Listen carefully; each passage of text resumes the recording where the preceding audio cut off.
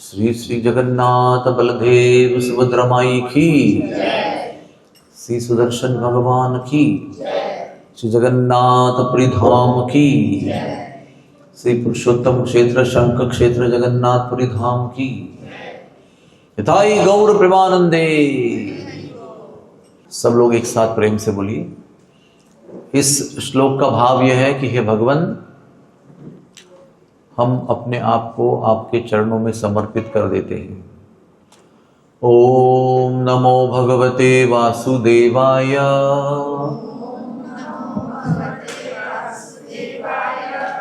ओम नमो भगवते वासुदेवाय।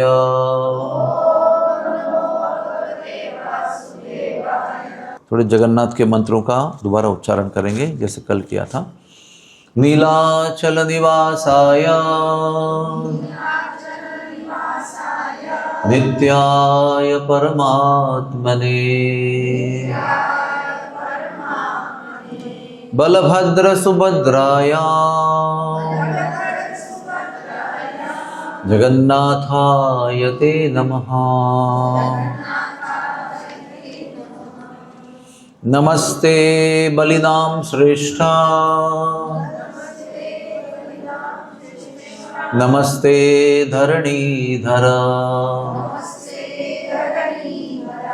प्रलंबारे नमस्तेस्तु,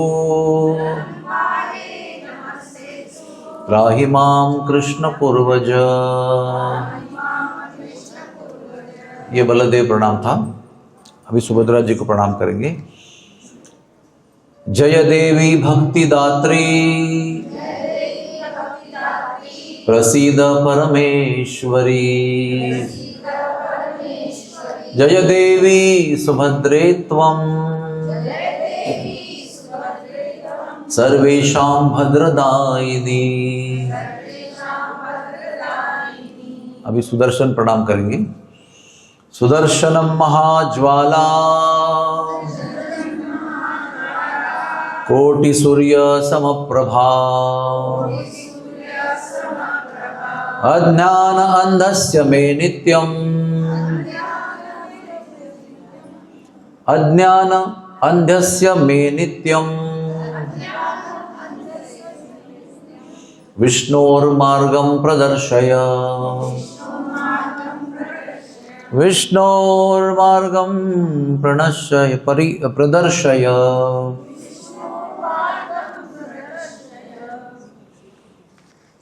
इस तरह से हम श्री जगन्नाथ, बलदेव, सुभद्रा और सुदर्शन इनको प्रणाम करके उनके कथा में प्रवेश करने के लिए निवेदन देते हैं। तो भगवान की कथा भगवान से अलग नहीं है, इसलिए भगवान की कथा में प्रवेश करना अर्थात भगवान के प्रवेश करने जैसा ही है कि भगवान की कथा और भगवान में कोई अंतर नहीं है। भगवान का रूप और भगवान में कोई अंतर नहीं है। भगवान का धाम, भगवान का नाम और भगवान में कोई अंतर नहीं है। और भगवान का जो क्षेत्र है, भगवान का धाम जहाँ भगवान रहते हैं, वो भी भगवान से अलग नहीं है। और भगवान के भक्तों की कृपा के बिना इनमें से किसी वस्तु में प्रवेश करना नामुमकिन है। ना भगवान का नाम हमको प्राप्त हो सकता है, ना भगवान में धाम में हम जा सकते हैं, ना भगवान के रूप को देखने के योग्य हो जाते हैं, ना भगवान की कथा सुनने के योग्य हो जाते हैं।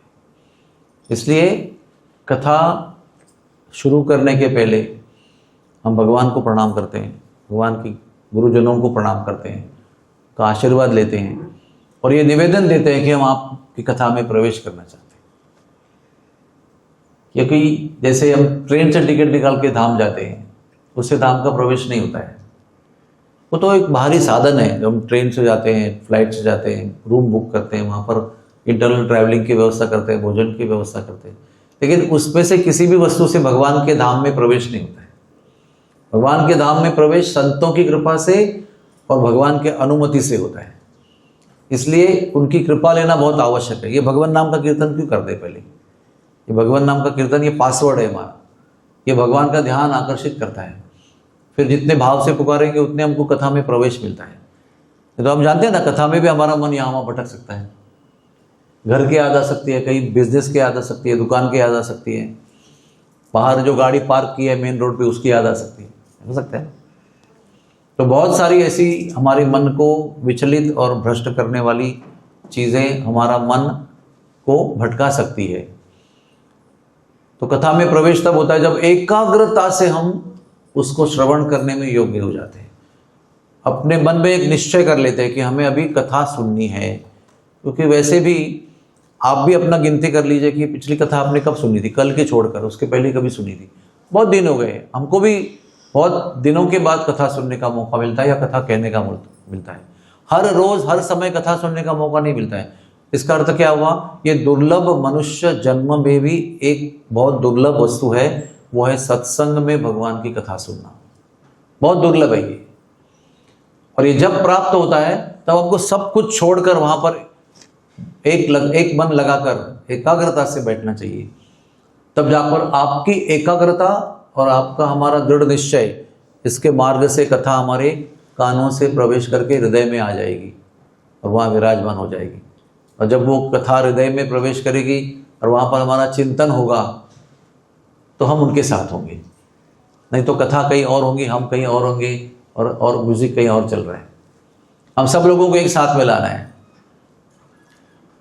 जैसे हमने राधा माधव भजन गाया, उसका भी अर्थ यही है कि भगवान के धाम में 3 प्रमुख चीज़ें हैं जो उनका एक क्या कहते हैं अविभाज्य अंग है।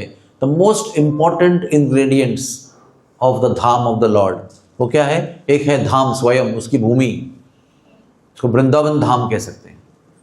दूसरा है श्री गोवर्धन धाम, इसमें विराजमान है। और तीसरी है जमुना देवी। ये तीनों के बिना भगवान का धाम परिपूर्ण नहीं होता है। केवल धाम है, नदी नहीं है, पर्वत नहीं है तो भी वो अपरिपूर्ण है। और केवल गोवर्धन है तो वो धाम नहीं है तो भी उसमें अर्थपूर्णता नहीं है।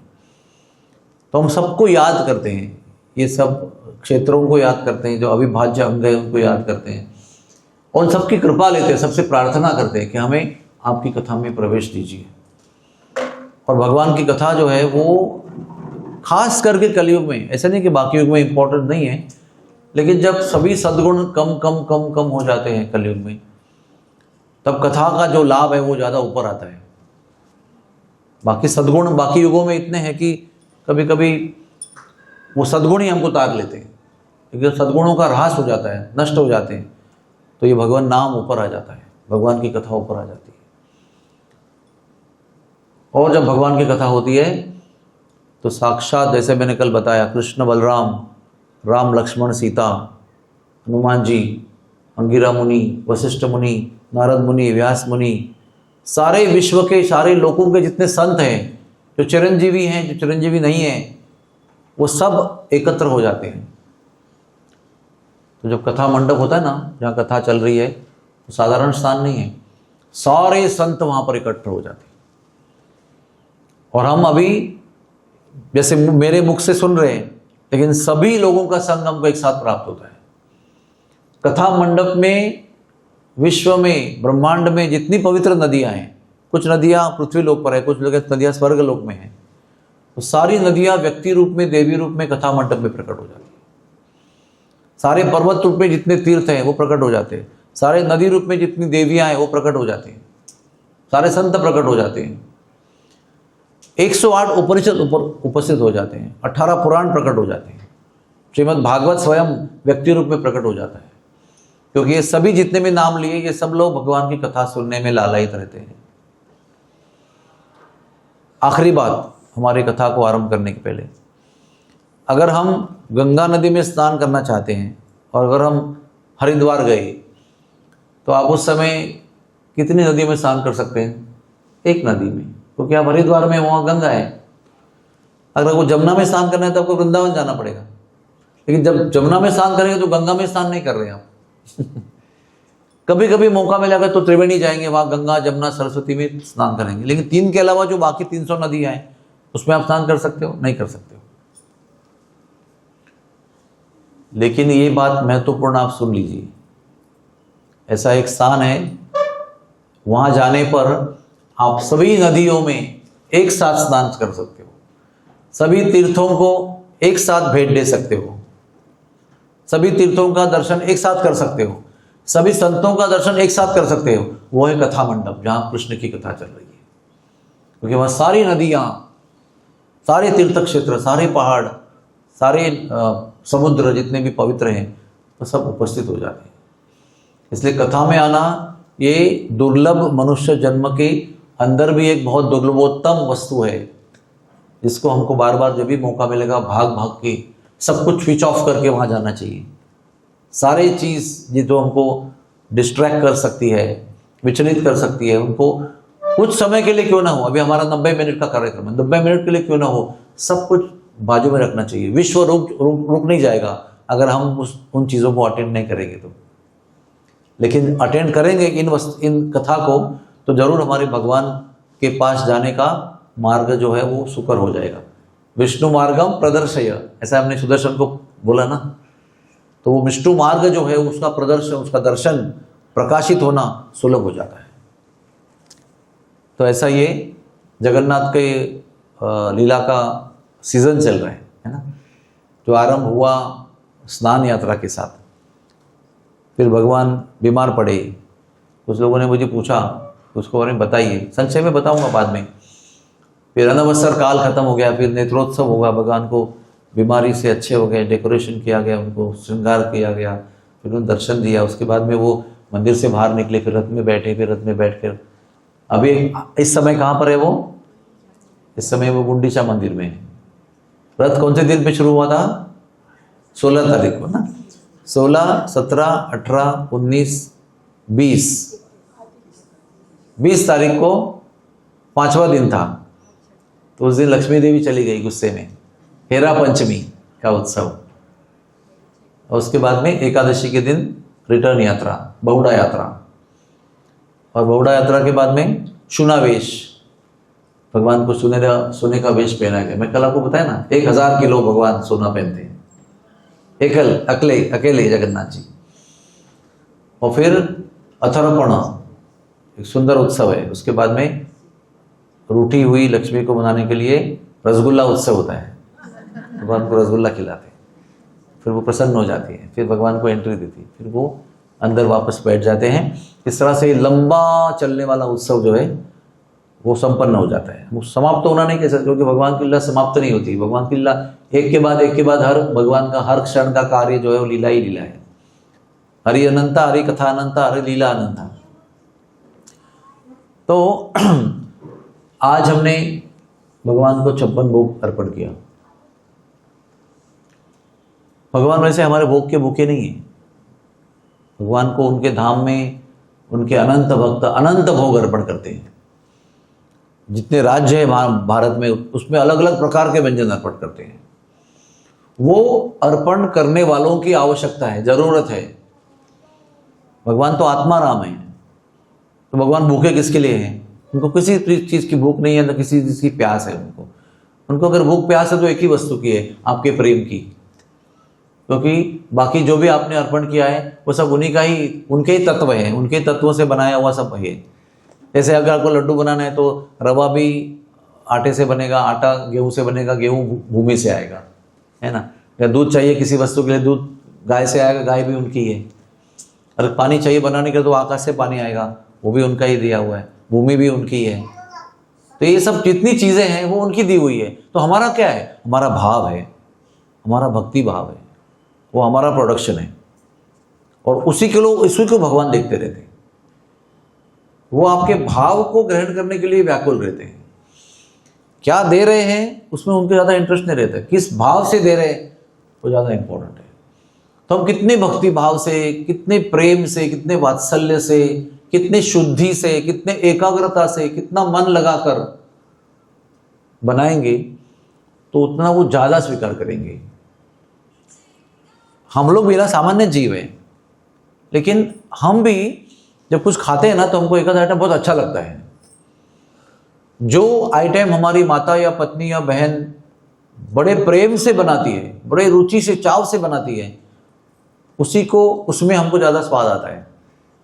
चाहे वो सिंपल जैसे आलू की सब्जी हो या टिंडे की सब्जी हो, बड़ी बात नहीं है, वीआईपी आइटम नहीं है, लेकिन स्वाद इतना आएगा क्योंकि इसके अंदर आपने कहा था ना कल, lords of love and devotion.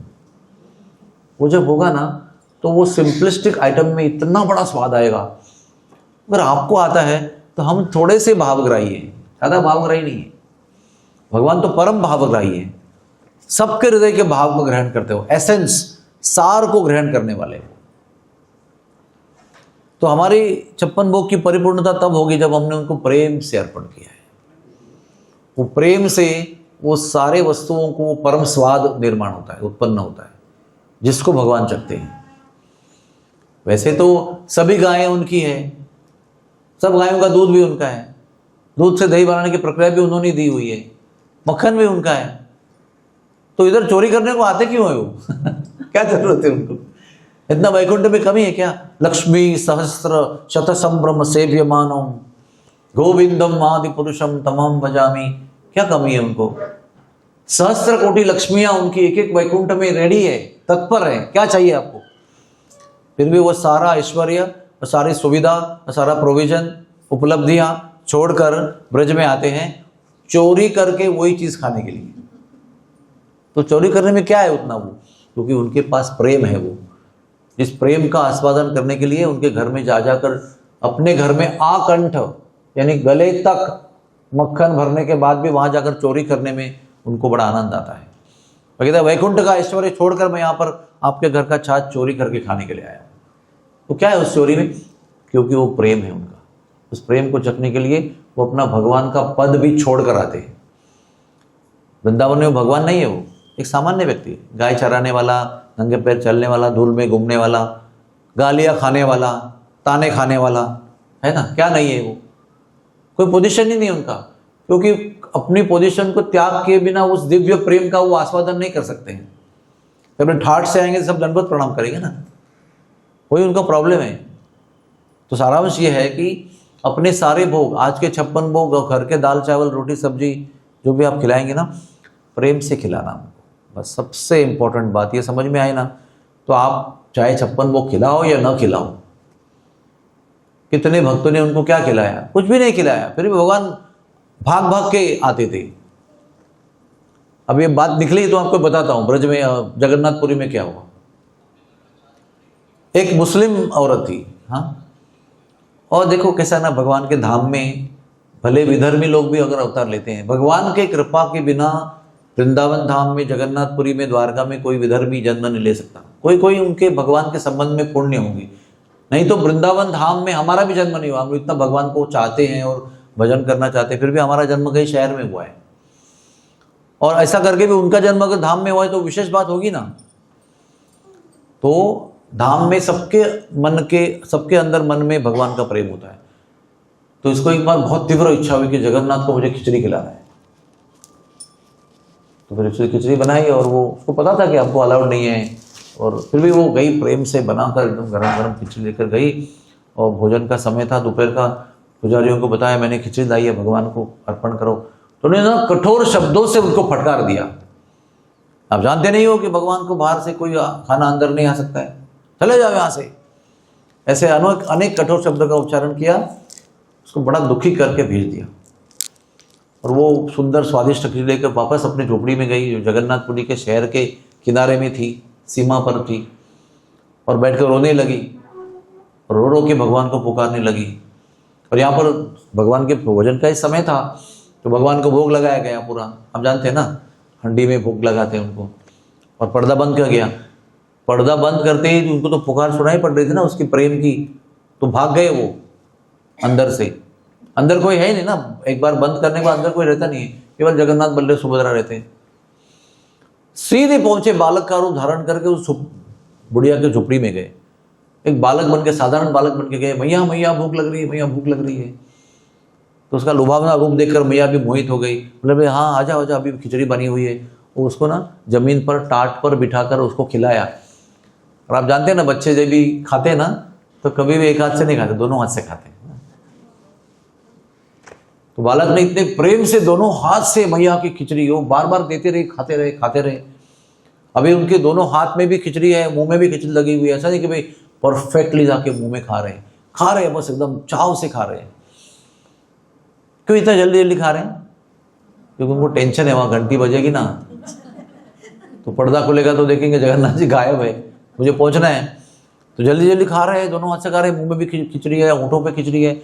वहां पर घंटी बजी तो एकदम अचानक उठ के भाग गए। तो बुढ़िया भी अचंभित हो गई, क्या हो गया, व्हाई इज रनिंग। लेकिन चला भी गया वो और खड़े हो गए। घंटी बजी, पर्दा खुला। पर्दा खुलते क्या देखते हैं, उनके हाथों में भी खिचड़ी, जो मुंह में भी खिचड़ी, और उधर परोसे हुए आइटम में किधर भी खिचड़ी नहीं है। तो प्रश्न आएगा ना कि ये कहाँ से आया।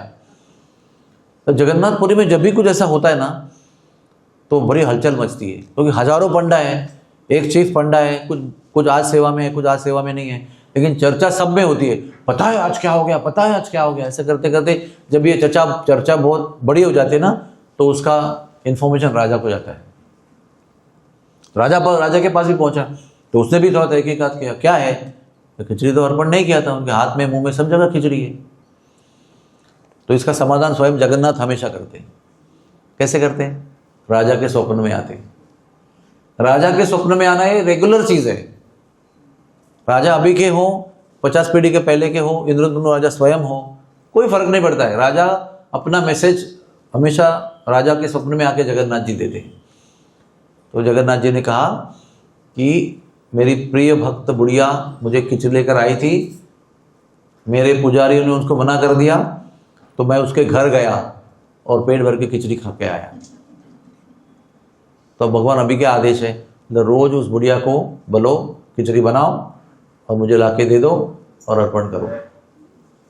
देखो आप, अभी जगन्नाथपुरी की रसोई में एक नियम है, वो क्षेत्र जो है ना मंदिर का, जितना भी क्षेत्र है, जितने भी स्क्वायर कुछ भी होगा, 1-2 स्क्वायर माइल्स होगा पता नहीं, उतने क्षेत्र में बाहर से कोई बना हुआ अन्न अंदर नहीं आता है। जो उनके किचन में बनता है वही आता है।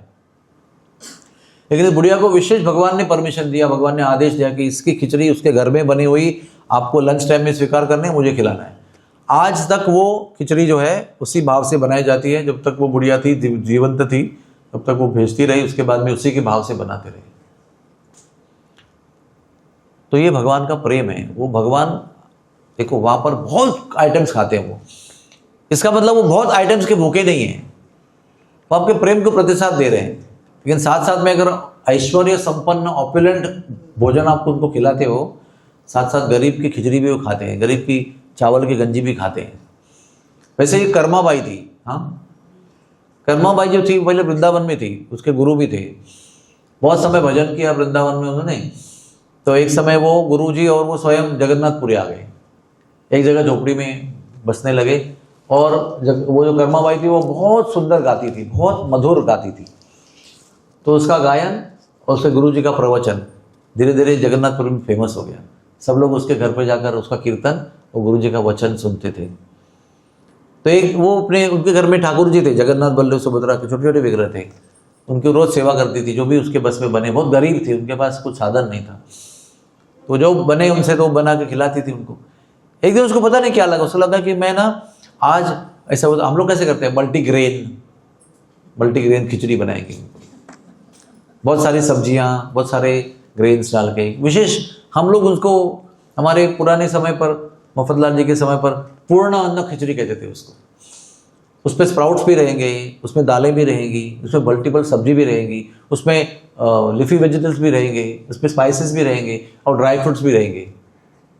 मतलब क्या नहीं, उसमें फैट्स है, कार्बोहाइड्रेट्स है, प्रोटीन्स है, विटामिन है, सब है उसके अंदर, एवरीथिंग इज देयर। आपने वो खिचड़ी खाया तो आपको सब कुछ मिलेगा उसके अंदर, फुल्ली बैलेंस डाइट।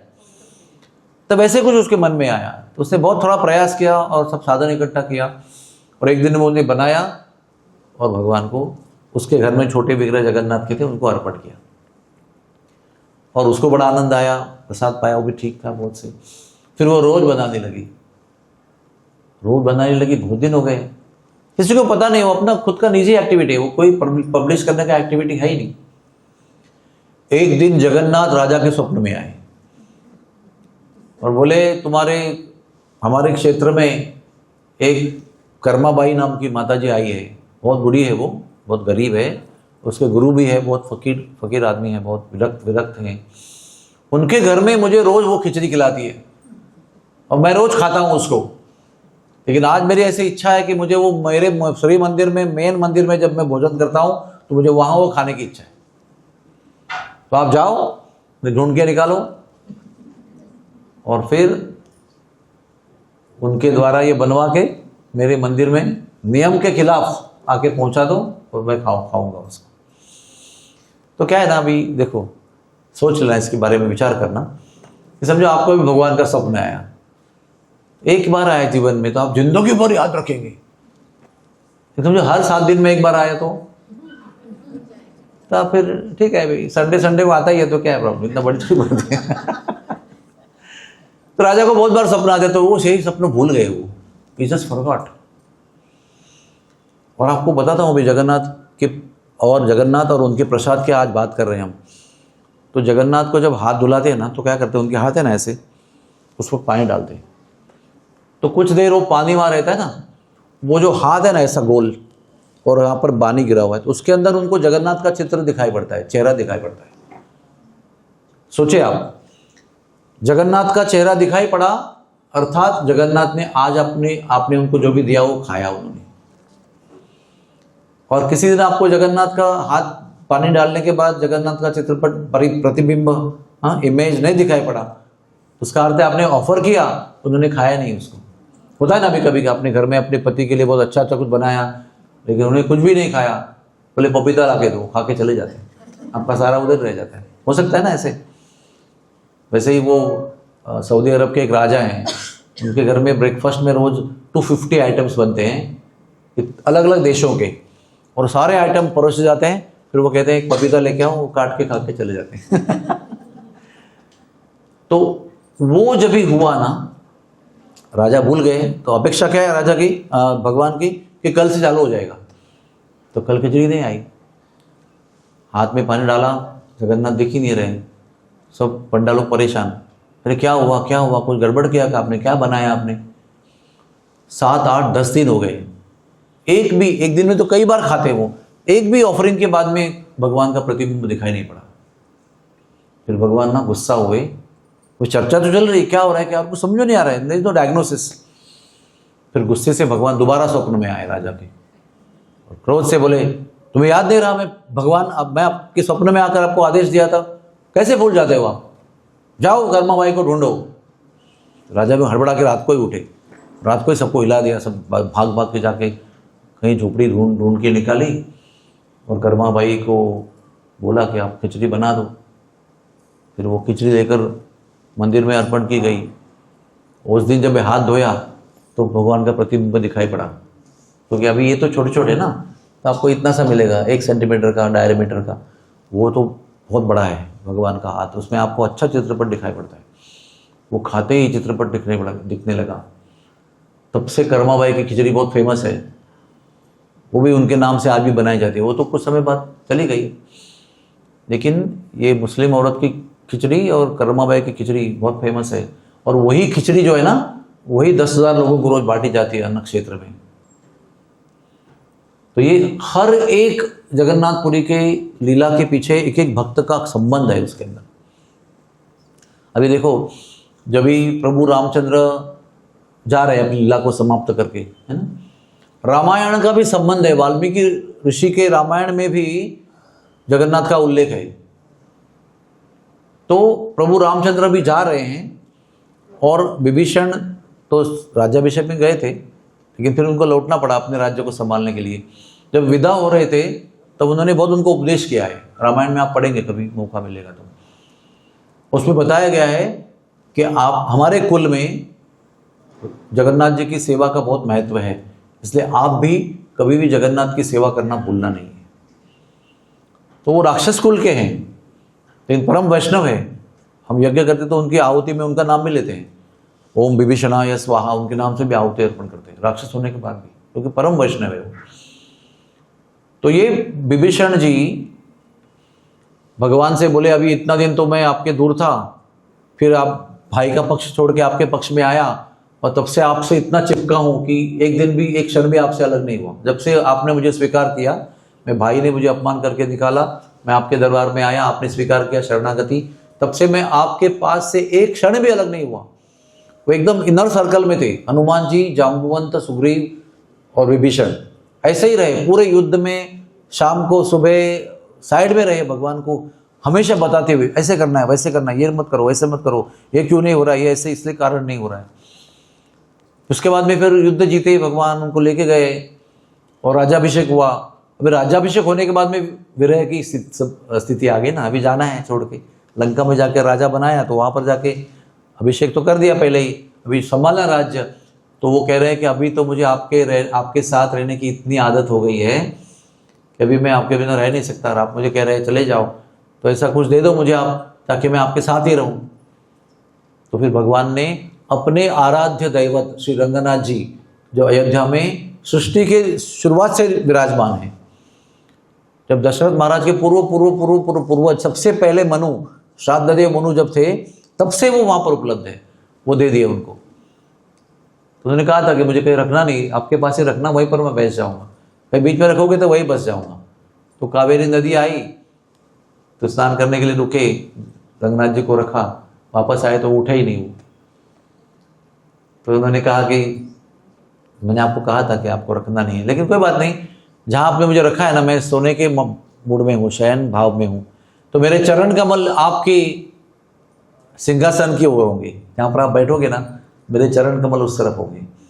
और जो लेफ्ट हैंड है जो मैंने कमर पे रखा है, ऐसा करवट पे सो रहे ना, तो लेफ्ट हैंड भी आपकी तरफ है आशीर्वाद के रूप में, और मैं सो रहा हूँ, मेरी दृष्टि भी आपकी ओर है, तो आपका सिंहासन मुझे यहाँ से दिख रहा है जहाँ पर आप जाके बैठोगे। तो तीनों तरह से मेरा आशीर्वाद आपकी ओर, आप चिंतित मत रहो। और आपके लिए मैं और एक वरदान देता हूँ, आप आइए रोज और मेरी मंगल आरती कीजिए।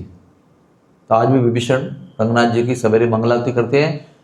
मनुष्यों द्वारा, पुजारियों द्वारा भगवान का मंदिर खोलने के पहले ही विभीषण आकर फ्रेश चंदन, फ्रेश तुलसी, फ्रेश फूल करके पूरी पूजा करके चले जाते हैं। उसके बाद हमारे पृथ्वी के मनुष्य ब्राह्मण जो है वो आके उनको जगाते हैं।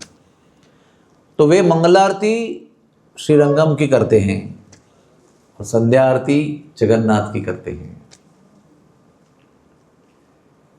अभी एक पार्ट हो गया, कथा नंबर एक क्या कहते हैं उसको, प्रवेश, what do you call that, entry होगी, पर्दा गिरा, दूसरा पर्दा शुरू है। एक पुजारी जगन्नाथ जी का, वो चीफ पुजारी बना। उधर हजारों पुजारी हैं, लेकिन धीरे धीरे फिर किसी को चीफ पुजारी का मौका मिलता है। और जो चीफ पुजारी होते हैं ना, वही जगन्नाथ का शरीर जब बदली करने का समय आता है तो उसी को अधिकार होता है उसको ढूंढने का, उसको स्वप्न आता है बिमला देवी का। बड़ी लंबी कथा है वो। तो वो एक पुजारी ने जीवन भर वृद्ध होने तक जगन्नाथ की सेवा की, चीफ पुजारी के रूप में बहुत सेवाएं की, पूरा जीवन बीत गया। अंत में उसके मन में ऐसा प्रश्न आया कि क्या हकीकत में जगन्नाथ जी मेरी सेवा स्वीकार कर रहे हैं क्या, या की है क्या उन्होंने? How do I get the proof, मुझे कैसा उसका प्रमाण मिलेगा? तो उस दिन ये प्रश्न लेकर वो जगन्नाथ का श्रृंगार किया, आरती किया, भोग लगाया, और फिर जगन्नाथ से एकांत में बोल रहे हैं कि भगवान अभी तो जीवन समाप्त होने का समय आ गया, अभी मुझे अभी तक विश्वास नहीं हो रहा है कि आपने इतना समय से मेरी सेवा स्वीकार की कि नहीं की।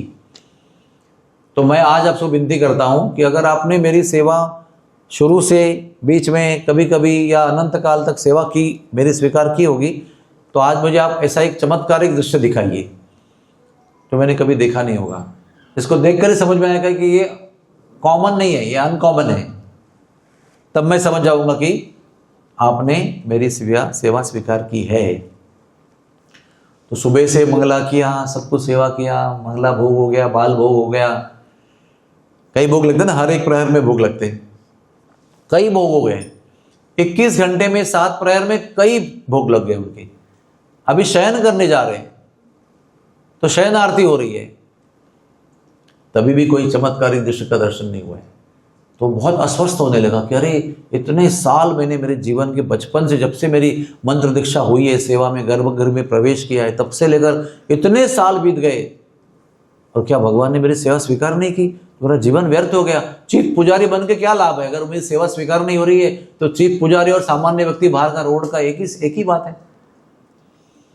तो शयन आरती भी हो गई। शयन आरती करके लोग भी लौटने लगे, और वो सब जगह देख रहा है, कुछ विचित्र चीज तो दिखाई नहीं पड़ रही। अचानक ना उसको, जो जनता होती है ना, समझो अभी आप मंदिर के गर्भगृह में, आप जगन्नाथ के साथ में हो, और लोग ऐसे नीचे रहते हैं, बहुत ऐसे बड़ी संख्या में रहते हैं, तो आप ऊपर से सबको देख सकते हैं, कितने लोग कहाँ तक आए हैं, कितने पुरुष है, कितने स्त्री है, कितनी धक्का मुक्की है, कितनी भीड़ है। तो उसमें ना एक लोगों की होती है एवरेज हाइट होती है, समझो एवरेज हाइट 5.5 फुट की है। उसमें अचानक एक व्यक्ति दिखा उनको जो 7-8 फुट ऊंचा था। एक ऐसा व्यक्ति होगा तो सब में उठ के देखेगा ना वो। और व्यक्ति भी कैसा था, उसने राज मुकुट पहना था, थोड़ा सांवले रंग का था वो, लेकिन उसे राज वस्त्र पहने हुए थे, राज अलंकार पहने हुए थे। भले वो सांवले रंग का था लेकिन तेज था उसके चेहरे पर, और वो दर्शन करके जा रहा है। और इसने उसको देख लिया, अरे हाँ भगवान मेरी सेवा स्वीकार कर रहे हैं, कुछ अद्भुत दिखाया। ये व्यक्ति कभी तक आज तक मुझे जगन्नाथपुरी में दिखाई नहीं दिया, वो आज ये अद्भुत व्यक्ति मुझे दिखाई दे रहा है जो इतना अजीब कभी दर्शन नहीं हुआ।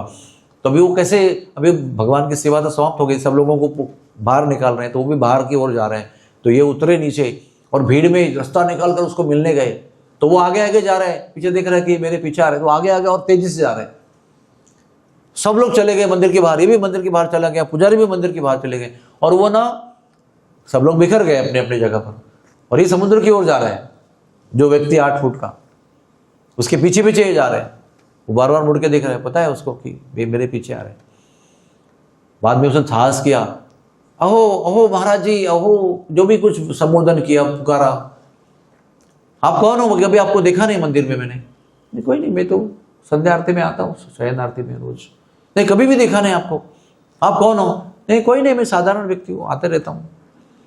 नहीं नहीं नहीं, आप मुझे बताइए, आप मुझे छुपा रहे हो, अपने असली परिचय दीजिए। जाके चरणों में गिर गया उसके। तो फिर उसने कहा कि मैं विभीषण हूँ, मैं लंकाधिपति रावण का छोटा भाई, राम का सेवक विभीषण हूँ। तो वो ना पुजारी गदगद हो गया एकदम भाव से कि ये प्रमाण है मेरा कि जगन्नाथ जी मेरे सेवा कर रहे हैं, सेवा स्वीकार कर रहे हैं। तो फिर होश में आया, और वो उनको तो अंतर्धान होना था ना वहाँ से, वो तो थोड़ी ऐसे गाड़ी पकड़ के बोट से जाएंगे, तो वहाँ से अंतर्धान होकर सीधा लंका पहुँच जाएंगे। लंका से श्रीरंग में ऐसे ही आते हैं, हवाई मार्ग से आते हैं, मंत्र बोलकर वहाँ से जगन्नाथपुरी के समुद्र में आते हैं, दर्शन करके वहाँ से उड़ के चले जाते हैं। तो उनको अभी अदृश्य होना है, तो ये तो छोड़ने को तैयार नहीं है। वो कहते महाराज जी आज मेरे जीवन में बहुत बड़ा प्रसंग है ये, तो आप आए थे, उसका कुछ प्रूफ चाहिए ना मेरे पास, कि मेरे पास क्या है, मैं कुल किसी को बताऊंगा तो वो तो हंसेंगे मुझे देखकर। तो कुछ मुझे ऐसा कुछ, क्या कहते हैं उसको, मोमेंटो दीजिए, कुछ ऐसा एक स्मृति चिन्ह दीजिए जो मैं प्राप्त करूंगा और जीवन भर उसको याद रखूंगा कि आप मुझे मिले थे। उसने अपना एक बहुत सुंदर कड़ा जो है ना वो निकाल के पुजारी को दे दिया, और वो कड़ा आज भी जगन्नाथपुरी में एक जगह पर रखा हुआ है, विभीषण ने दिया हुआ। तो ऐसे हमारे भगवान की सेवा में सारी देवी देवता आते हैं, लेकिन विशेष करके संध्या आरती में विभीषण जी आते हैं। सुवार पीठा नाम की कथा है, ठीक है। अब ये सुवार कौन है? सबसे पहले आपको थोड़ा किचन का आइडिया देते हैं भगवान के। 2 स्क्वायर एकर्स के एरिया में भगवान का किचन है। आप संबंध द्वार में मेन द्वार से अंदर जाएंगे ना, तो आगे जाएंगे तो ऊपर मंदिर है, से लेफ्ट टर्न लेंगे तो किचन है भगवान का। और वो लक्ष्मी देवी उसकी इंचार्ज है, लक्ष्मी देवी उसकी प्रधान कुक हैं। और उसमें 752 चूल्हे हैं, सब मिट्टी के बने हुए हैं। और रथ जब टूटता है, रथ समाप्त होने के बाद में, तो उसी रथ की लकड़ी से उसका भोजन बनता है। हर एक चूल्हे पर 4-4 मटके रखे जाते हैं। केवल नीचे का मटका चूल्हे के साथ, अग्नि के साथ संपर्क में है, बाकी सारे जो है स्टीम कुकिंग होता है। और ऐसा कुकिंग कोई करता नहीं है। हम लोग भी घर पे कभी कुकर करेंगे तो प्रेशर के कारण हम लोग 4-4 टियर रख सकते हैं उसके अंदर, लेकिन अगर प्रेशर के बिना बर्तन रखेंगे एक के ऊपर एक, तो पकेगा क्या अपने घर पे? सबको पता है आप लोगों को, कैसा नहीं हो सकता है, एक एक ही रखना पड़ता है, वो होगा तो दूसरा रखना पड़ता है। लेकिन जगन्नाथपुरी के किचन में लकड़ी से ही बनाया जाता है, और हर एक में 4-4 मटके रखे जाते हैं। और ज़रूरी नहीं कि सब एक ही साथ दाल ही रखे या चावल ही रखे, जो आपको रखना है वो रख सकते हैं। और 4 चूल्हे, 4 बर्तन में से सबसे ऊपर का बर्तन जो है वो सबसे पहले पकता है। हमारा साइंस कहता है कि नीचे का पहले पकना चाहिए, लेकिन सबसे पहले ऊपर का पकता है, उसको नीचे रखते हैं, फिर सेकंड नंबर का पकता है, फिर थर्ड नंबर का पकता है, फिर लास्ट वाला जो आग के साथ में जमा हुआ है वो लास्ट में पकता है। साल में एक बार हेरा पंचमी में गुस्सा करके लक्ष्मी लौट के आती है, तो कहती है कि तुम्हारा अस्तित्व यहाँ भोजन पर निर्भर है, और तुम्हारा भोजन मुझ पर निर्भर है, और ये किचन से भोजन निकलता है, अब मैं किचन ही तोड़ दूंगी, जब आओगे तो क्या खाओगे। तो जब वहाँ से गुस्सा करके लौट के आती है ना, सारे चूल्हे तोड़ देती। तो साल में एक बार वो सारे चूल्हे तोड़कर दोबारा बनाए जाते हैं, जब लौट के आते हैं तो दोबारा बनता है। तो मैंने भाग्यपूर्णता से एक बार ये टूटते हुए चूल्हे भी देखे हैं और पुनर्निर्माण करते हुए चूल्हे भी देखे हैं और ओपन स्टार्ट करते हुए देखे हैं। इसमें जितने भी भोजन करने वाले लोग हैं उनको सुवार कहते हैं, सुवार पांडा। मैंने कहा 119 जातियां हैं जगन्नाथपुरी में जो भगवान की सेवा करते हैं, अलग अलग सेवा करते हैं। उसमें से एक जो है ये सुवार पांडा है। उसमें भी 2 कैटेगरीज है, एक तुनिया है। एक तुनिया जो है वो किचन के अंदर प्रवेश नहीं कर सकते, वो बाहर ही रहेंगे एरिया में, वहाँ पर सब्जी काटेंगे, कद्दू काटेंगे, जो भी उनका सब्जी काटना है, नारियल कसना है और कुछ अदरक काट के देना है, जो भी करना है उनको बाहर करके देना है। फिर एक ग्रुप होता है वो वहाँ से उनको लेके एक रास्ता से चीफ किचन में जाते हैं और वहाँ पर उनको मेन किचन कुक्स को देते हैं। तो कहते हैं 700 लोग जो है वो ब्राह्मण होते हैं, सुवार पांडा ब्राह्मण, और वो अंदर चूल्हे के साथ में काम करते हैं। जैसे आपके घर में आप चीफ कुक हैं तो आपके असिस्टेंट को काट वाट के देते हैं, फिर आप उसको तड़का वड़का डालना, आपका मेजरमेंट आपका खुद का होता है। तो 700 लोग अंदर लगे रहते हैं और ये 200-300 लोग बाहर रहते हैं दुनिया नाम के। और वो सब अपने आप को जगन्नाथ पुरी के किचन में लक्ष्मी देवी के परिवार के सदस्य मानते हैं। They consider themselves as family members of Lakshmi, और उन्हीं के निर्देश पे वो रोज भोजन बनाते हैं। जगन्नाथपुरी के किचन में हर रोज यज्ञ होता है। Before they start cooking there is a yagya, और उस यज्ञ में जो अग्नि होता है उसको वैष्णव अग्नि कहा गया है। हमारे यज्ञ में भी हम लोग वैष्णव अग्नि को कई बार पुकारते हैं। 10-15 प्रकार के अग्नि हैं जो अलग अलग संस्कार में उसका उपयोग होता है। तो ये वैष्णव अग्नि जो है वो कभी बुझता नहीं है, और उसी यज्ञ की लकड़ी लेकर जो है वो चूल्हा जलाया जाता है, पर उसी से सारे चूल्हे जलाए जाते हैं। एवरी डे उनका कुकिंग बहुत डिवाइन होता है, नॉट लाइक हम लोग लाइटर लगा के गैस जलाते हैं और खाना बनाते हैं। यज्ञ की लकड़ी से अग्नि को प्रज्वलित किया जाता है। तो ये सुवार पांडा को एक अधिकार है कि आपको एक तो सबसे सब लोगों को किचन में आने के पहले पेट भर खा के आना है, क्योंकि जगन्नाथ का भोजन बनाने के पहले कोई मन में वासना नहीं होनी चाहिए। समझो आपको भूख लग रही है और आपका मनपसंद भोजन आप जगन्नाथ के लिए बना रहे हैं, तो आपको भी थोड़ा सा लगेगा कि मैं खाऊं, अभी कब मिलेगा मुझे, कब खाएंगे भगवान, कब मेरे पास आएगा। तो वासना निर्माण होनी नहीं चाहिए। इसलिए जगन्नाथपुरी का किचन विश्व का ऐसा पहला ही किचन है, only kitchen in the world, जहाँ पर बनाने वाले खा पी के आते हैं पेट भर के, ताकि उनको मनपसंद आइटम भी बनाने का होगा तो भी उनको वासना नहीं होगी उसके ऊपर। फिर वो जब बनाते हैं तो उनको एक राजा का रूल है कि कुछ हिस्सा उनको मिल जाता है, क्योंकि जगन्नाथ के किचन में प्रचंड मात्रा में भोजन बनता है। लोग विचार नहीं कर सकते हैं कि कितनी मात्रा होगी। फॉर एग्जाम्पल 7,200 किलो का चावल रोज पकता है। आपके घर में कितना पकता है एक समय पे? 200 ग्राम पकता होगा शायद। 4 लोग भी होंगे, 6 लोग भी, 200 ग्राम तो बहुत हो गया। कुछ 10 लोगों को बुला लिया तो आधा किलो पका लिया आपने। 7,200 किलो का चावल, केवल मैं एक आइटम बता रहा हूँ, बाकी सब्जी, स्पाइसेस, पटेटो नहीं खाते वो, बाकी आइटम का नाम नहीं ले रहा हूँ मैं आपको। अभी आपके मन में प्रश्न आया, तो जगन्नाथ जी केवल भारतीय मूल की सब्जी खाते हैं और आलू जो है वो विदेश से आया हुआ है। बहुत सारी कैप्सिकम, कैबेज, कॉलीफ्लावर, ये इंडियन सब्जी नहीं है। इंडियन मूल की सब्जी कौन सी है? लौकी, हाँ, अरबी, कद्दू, गोल्डन कद्दू और वाइट कद्दू होता है ना, कोला बोलते हैं उसको। ये सब आइटम इंडियन है। उतने ही गिनी चुनी सब्जी खाते हैं भगवान। परवल खाते हैं, करेला नहीं खाते हैं। करेला मैंने आज तक कभी जगन्नाथ के प्रसाद में देखा नहीं। टिंडा खाते हैं, तुरिया खाते हैं, हरी तोरी खाते हैं। जो मूल एकदम सात्विक पानीदार सब्जी होती है वही जगन्नाथ जी खाते हैं। और नारियल खाते हैं बहुत सारा, गुड़ की मिठाई खाते हैं, दूध के पदार्थ बहुत सारे खाते हैं। तो ये सारे आइटम जो है उनका हर एक पंडा को, जो कुक होते हैं, उनको सुवार पंडा को मिलता है। फिर वो आनंद बाजार में जाके अपना दुकान लगा सकते हैं, ऑफिशियल, उनको फ्री में मिलता है, लेकिन वो बेच सकते हैं और बेच के अपना आमदनी बना सकते हैं। क्योंकि जगन्नाथ के मंदिर में सब लोगों को तनख्वाह नहीं मिलती है। बहुत सारे लोग तो फ्री सेवा करते हैं जगन्नाथ की, कुछ लोगों को जगन्नाथ के समिति के तरफ से तनख्वाह मिलती है। एनीवेज, तो एक दिन एक सुवार पांडा जो था उसके पास एक व्यक्ति आया हाँ, अच्छा लग रहा था वो, बड़ा अच्छे कपड़े पहने हुए, मुकुट पहना हुआ, अच्छा। अभी की बात नहीं कर रहा हूँ, अभी तो सूट बूट ऐसा पहन के जाएगा, लेकिन उस समय पर तो लोग धोती कुर्ता, अंगरखा, मुकुट, पगड़ी वगड़ी डाल के अलंकार पहन के जाते थे। ऐसा एक रिच आदमी आया उनके पास और एक आइटम लिया उनका, उसको कहते हैं सुवार पीठा, यानी पीठा का अर्थ उड़िया में केक होता है, केक। अभी आप केक जैसा आइटम बनाएंगे ना तो लोग उसको पीठा बोलेंगे। हमारे साउथ इंडिया में वो उसी प्रकार के बेक्ड आइटम को कुछ अलग नाम है, और उड़िया में उसको पीठा कहते हैं। पीठा यानी it's a cake like item.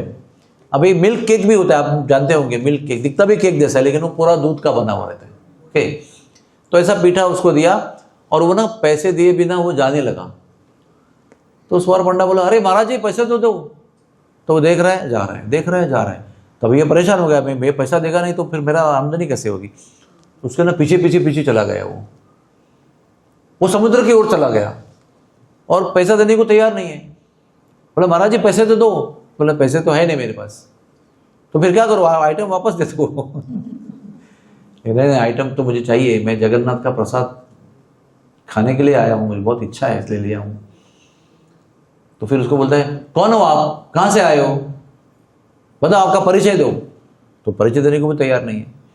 बहुत देर झिकझिक झिकझिक झिकझिक होने के बाद में ना वो जा रहा है, ना इसको छोड़ रहा है, ना इसका प्रश्न समाप्त हो रहे। तो एंड में कहते हैं कि मैं इंद्र हूँ।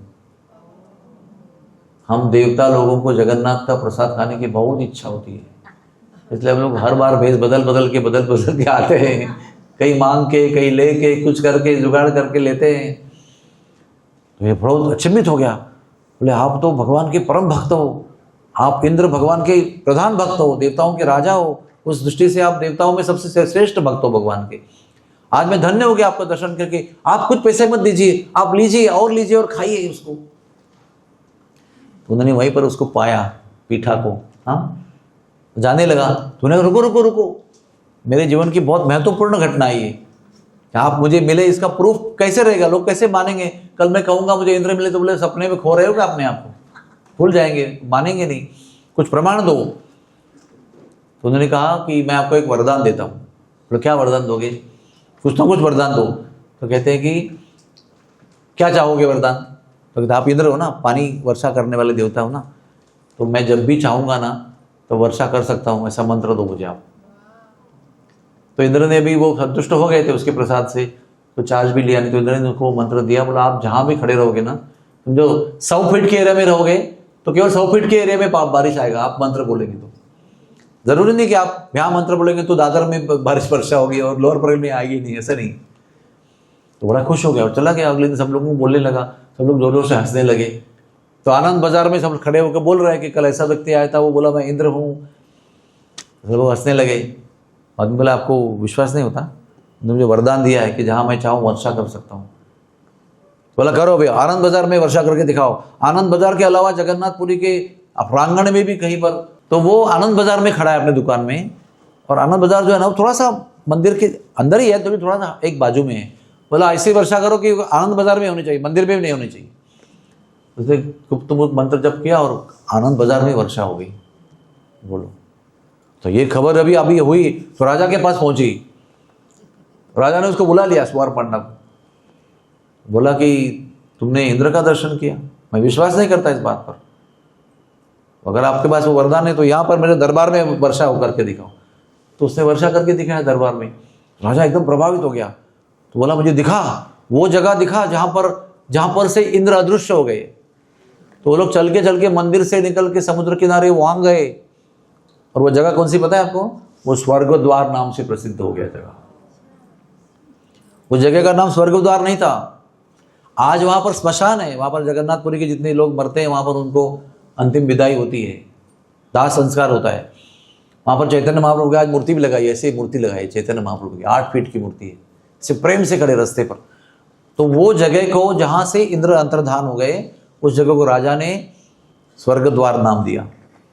और वो जो आइटम उन्होंने इंद्र को दिया था उसका नाम रखा सुवार पीठा। और आज भी वो सुवार पीठा जगन्नाथपुरी में बहुत फेमस है। अभी मेरी पत्नी ने जगन्नाथपुरी के उत्सव के समय, वो हमारे पंडा के परिवार से बहुत निकट संबंध है हमारा, तो उन्होंने वो सुवार पीठा का रेसिपी दिया उनको और उन्होंने बनाया, लास्ट ईयर भी बनाया था। हरि बोल। तो इस प्रकार से विभीषण हो गया, सुअरपीठा इंद्र हो गया, कर्माबाई खिचड़ी हो गई, और आपने गुंडीचा मंदिर के बारे में कहा था मुझे बताने के लिए। तो एक बात और है, आपने पूछा था अनवसर क्या होता है। हाँ, तो ये इंद्रदुम्न ने जब भी भगवान को निर्माण किया था ना, तब की बात है। ये भी पीठा ही है आपका, ये लोअर परेल का पीठा है। लोअर परेल सुअर पीठा है ये। हाँ यार, बिल्कुल, वेरी नाइस।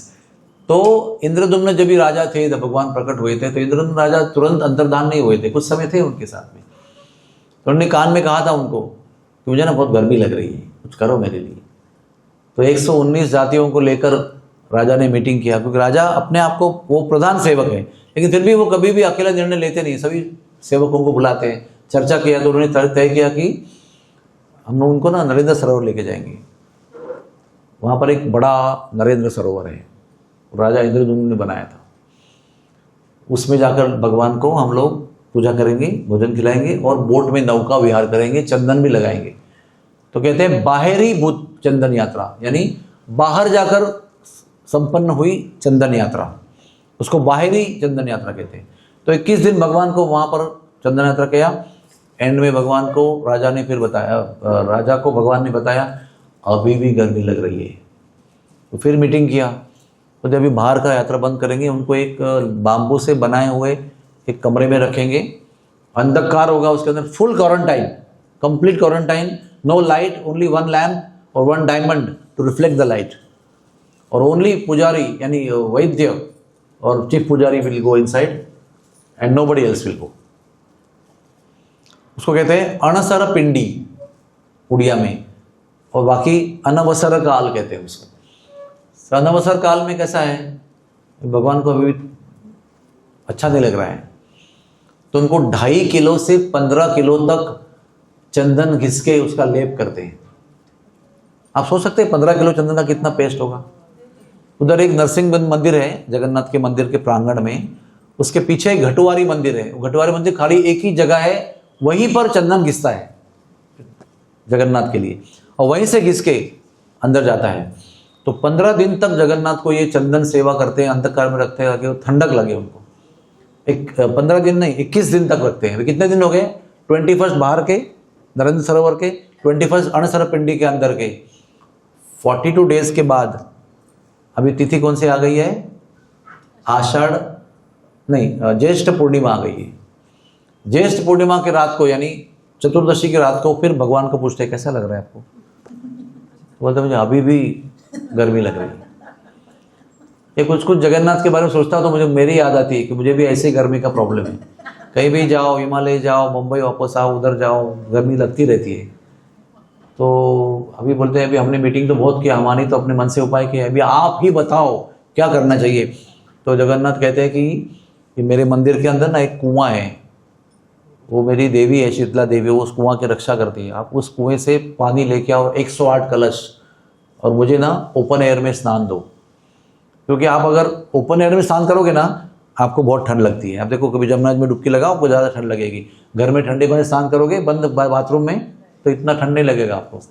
तो उनको भी इतना गर्मी लग रही है करके आप मुझे वेदी बनाओ, मंदिर के बाहर ले आओ मुझे, और वहाँ पर मुझे पब्लिक स्नान कराओ। और सब बताया, 108 कलश सोने के भर के लेके आना, वहाँ से बराबर बंद करके मंत्र उच्चारण करके 35 कलश मुझे अर्पण करना, 33 कलश मेरे भैया को अर्पण करना, 20 कलश बहन जी को करना, और बचे हुए 18 कलश जो है चक्र जी को अर्पण करना। और सुबह से लेकर शाम तक उनको जब भी ओपन एयर में ठंडे पानी से स्नान बार बार किया जाता है।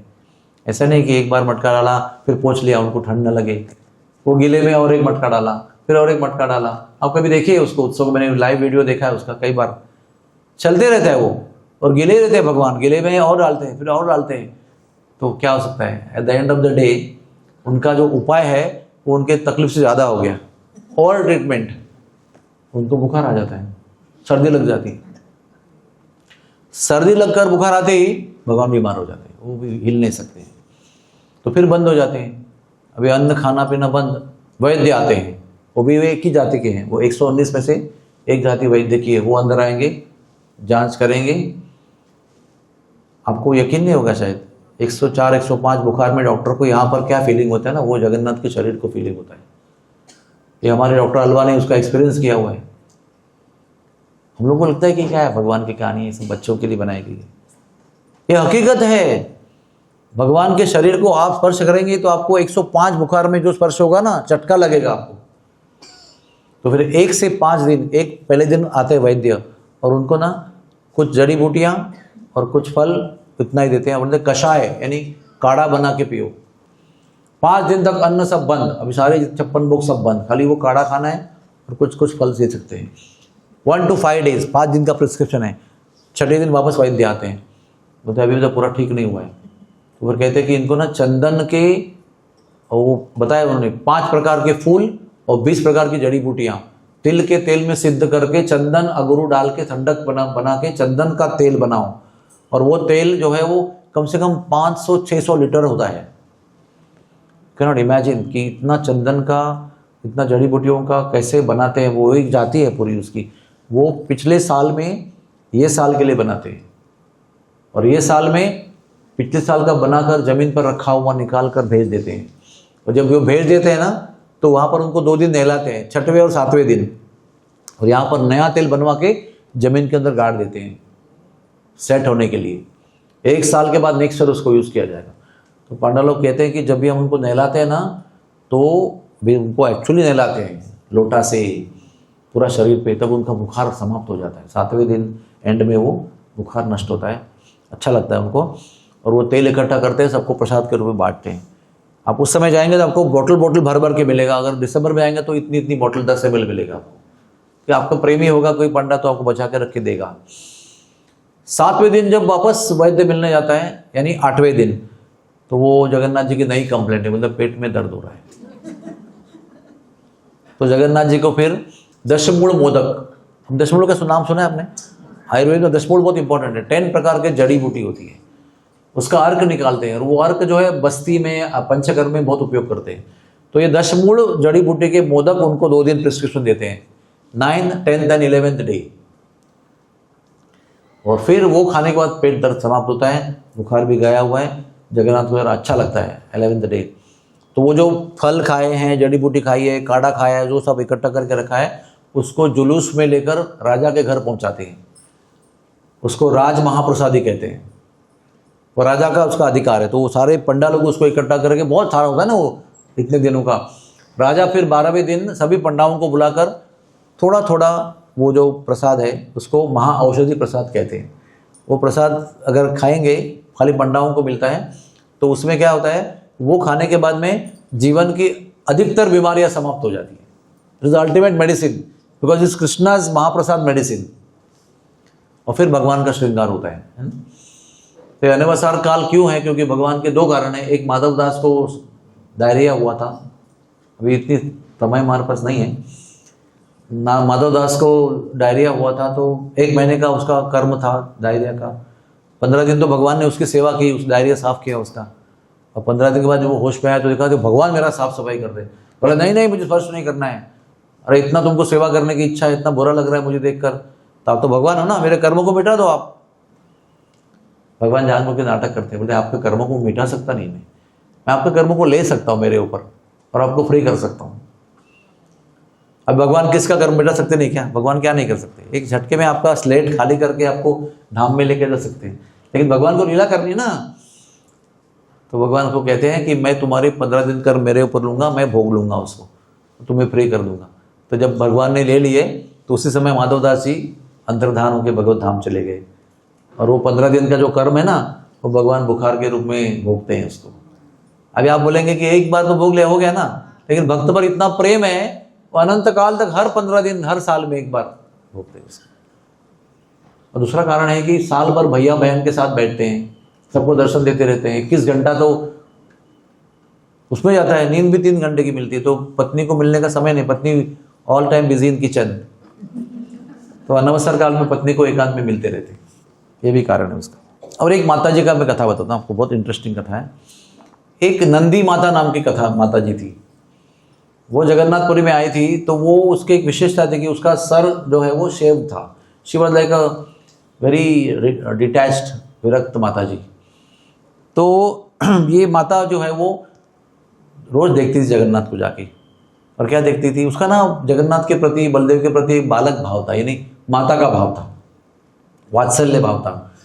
तो क्या देख रही है वो कि जगन्नाथ को ये लोग इतना मिठाई खिलाते हैं, इतना मिठाई खिलाते हैं, बोले बालकों को इतना मिठाई खाना अच्छा नहीं, वो पेट खराब हो जाएगा, वो और मिठाई हजम कैसे होगी, कुछ पाचक भी देना चाहिए उसको।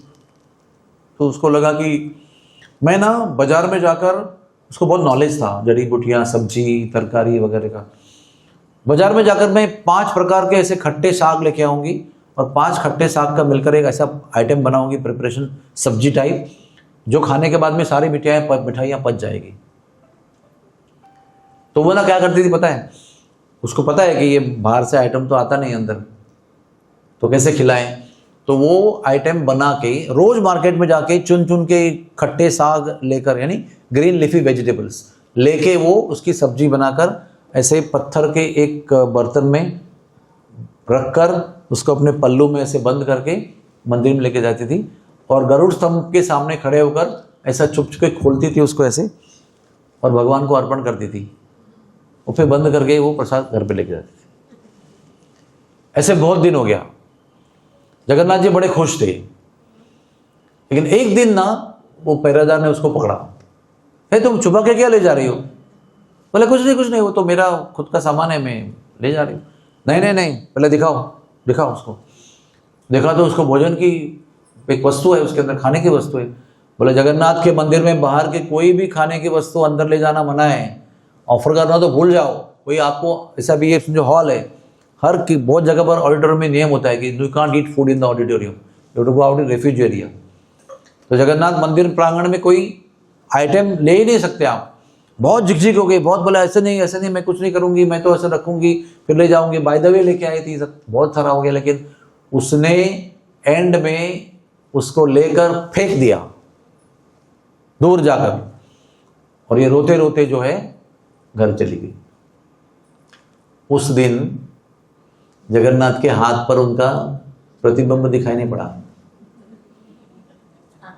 और चौथे दिन अभी हर रोज प्रयास कर रही, हर रोज उसको भी रो रही है, वो बहुत, उनका स्वीकार नहीं किया जा रहा है। जगन्नाथ जी वो खट्टा साग नहीं खा रहे, वो स्वप्न में आए उसके, बोले मैया तुम खट्टा साग देना बंद कर दिया मुझे। बोले क्या करूं, तुम्हारे सेवक मुझे रोकते हैं और मेरा बनाया फेंक दिया उन्होंने, क्या करूं, मैं तो अबला हूं, मेरे पास तो कोई साधन नहीं है, मैं तो बलवान भी नहीं हूं, कोई प्रसिद्ध व्यक्ति भी नहीं हूं। राजा को, भगवान को पता है क्या करना है, राजा के स्वप्न में आए और बोले तुम्हारे जगन्नाथ के जो पहरेदार हैं बहुत उद्दंड हो गए, वो मेरी नंदी माता जो है मुझे रोज खट्टा साग खिलाती है, और वो सपने में क्यों आए, बोल रहे मैया पेट में दुख रहा है, बहुत मिठाई खा के पेट में दर्द हो रहा है, पचन नहीं हो रहा है उसका, आप देते थे रोज तो पचन होता था उसका। तो फिर उसने बताया कारण क्या है, फिर राजा के सपने में आके बताया, उसको खट्टा साग लेके जाने दो अंदर, मुझे खिलाती है, अच्छा लगता है मुझे। फिर पुजारी के सपने में भी आए, उसको भी बोला कि जब ये वो आएगी तो उसको मना नहीं करना, वो ऑफर करना मुझे आप, अब तो गरुड़ स्तंभ से ऑफर करते हैं, आप मेरे सामने ऑफर करना उसको। तो राजा को भी सपना है, तो राजा जाके पुजारी को मिले, पुजारी ने भी सपने का अफर्मेशन दिया कि हाँ मुझे भी सपना आया था, आपको भी आया तो आपको ही करना है। तो नंदी माता को पालके में बिठाकर खट्टा साग लेकर गए। तो तब से लेकर ये 5 प्रकार के खट्टे साग की सब्जी जगन्नाथ को आज भी अर्पण की जाती है। इससे हमको क्या दिखाई पड़ता है, इतने बड़े राजा है भगवान, इतने बड़े बड़े आइटम खिलाते हैं उनको, लेकिन वो ना गरीब से गरीब भक्त का भी प्रेम का ऑफरिंग जो स्वीकार कर लेते हैं। उनको देखना यही है कि भगवान केवल बड़ों के और 56 भोग के लालायित नहीं है, वो भावना की भूखे हैं, है ना। अभी जगन्नाथ के किचन जो है ना, उसके जो आपको बताता हूँ विशेषता क्या है। संपूर्ण पृथ्वी जो है ना, आप मुझे बताओ आपके घर में किचन कौन सी दिशा में होना चाहिए? आपको आज लोगों को बहुत नॉलेज है वास्तु का।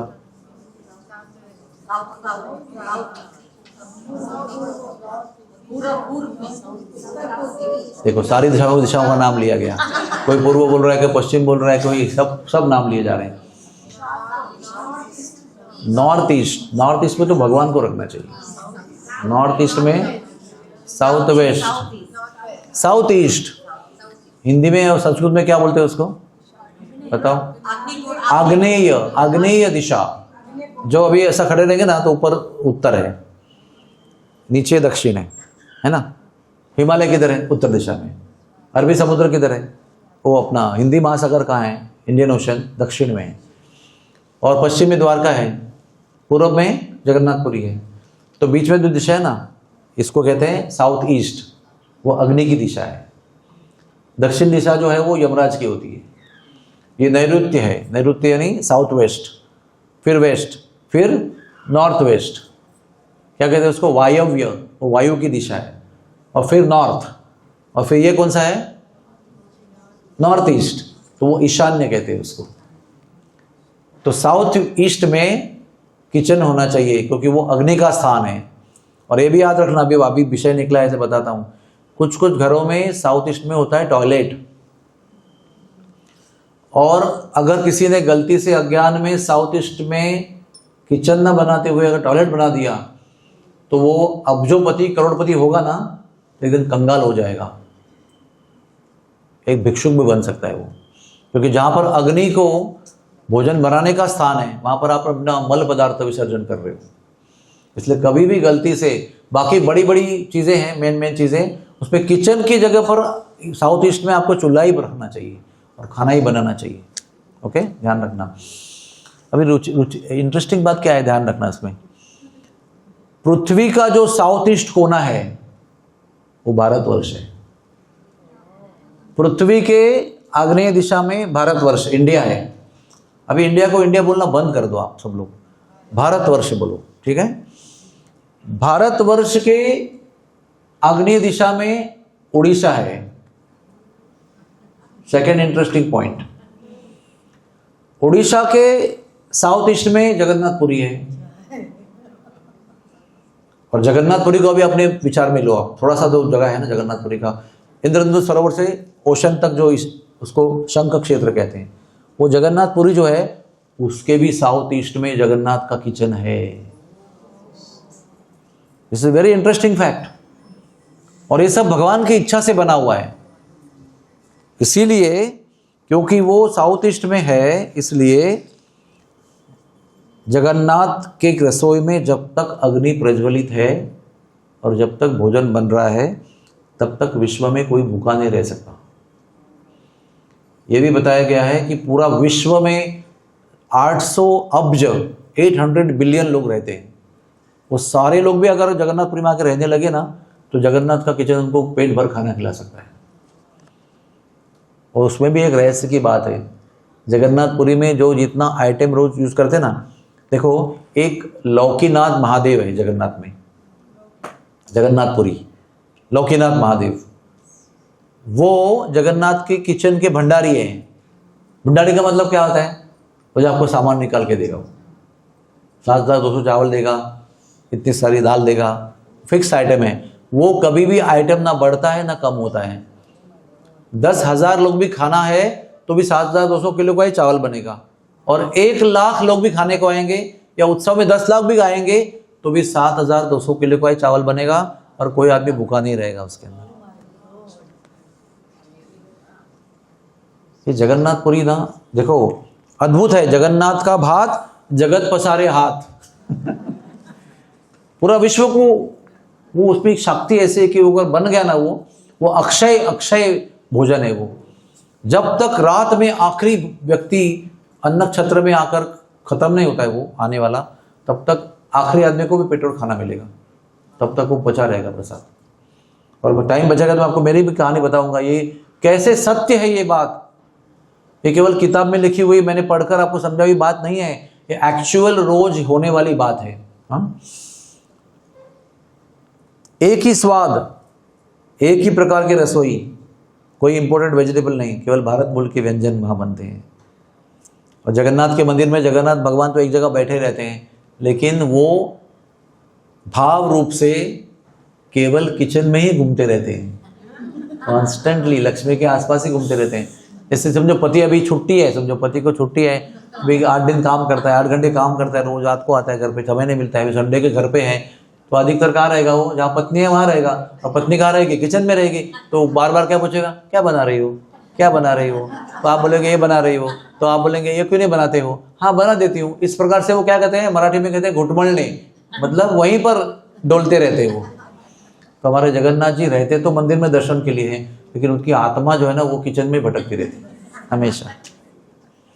और जगन्नाथपुरी की विशेषता क्या है, हमारे घर में, सभी घर में जिसमें हमारा भोजन बनता है ना, उसमें कभी हम भोग नहीं लगाते।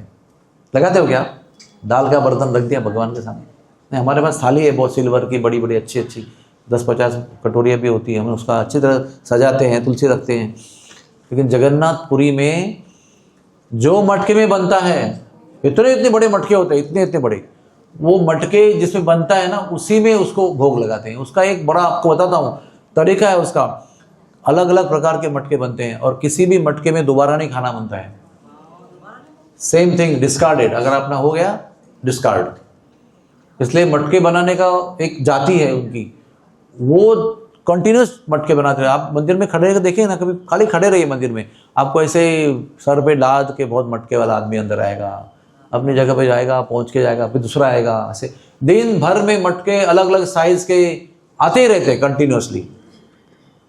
सारे मटके डिस्कार्ड किए जाते हैं और वही मटके आपको देते हैं। कभी आपका पार्टी गया वहाँ पर यात्रा करने के लिए, तो वैसे के वैसे मटके उठाकर राइस का, एक दाल का, एक सब्जी का, एक मिठाई का दे देते हैं आपको। ये उसकी विशेषता है। अभी आपको मेरी कहानी बताता हूँ।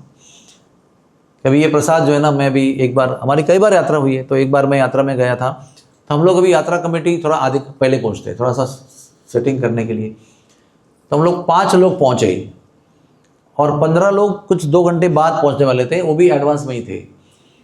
तो हमने अपने पंडा को फ़ोन करके बताया कि हम लोग के 20 लोग हैं और उनको आते ही जगन्नाथपुरी का महाप्रसाद खाना है। हमारा भी ऐसा नियम है कि हम जगन्नाथपुरी जाते हैं ना, तो जाते ही हमारा वेलकम जगन्नाथ महाप्रसाद से होना चाहिए, ये हमारा नियम है, हम उसके सिवा कुछ खाते नहीं हैं।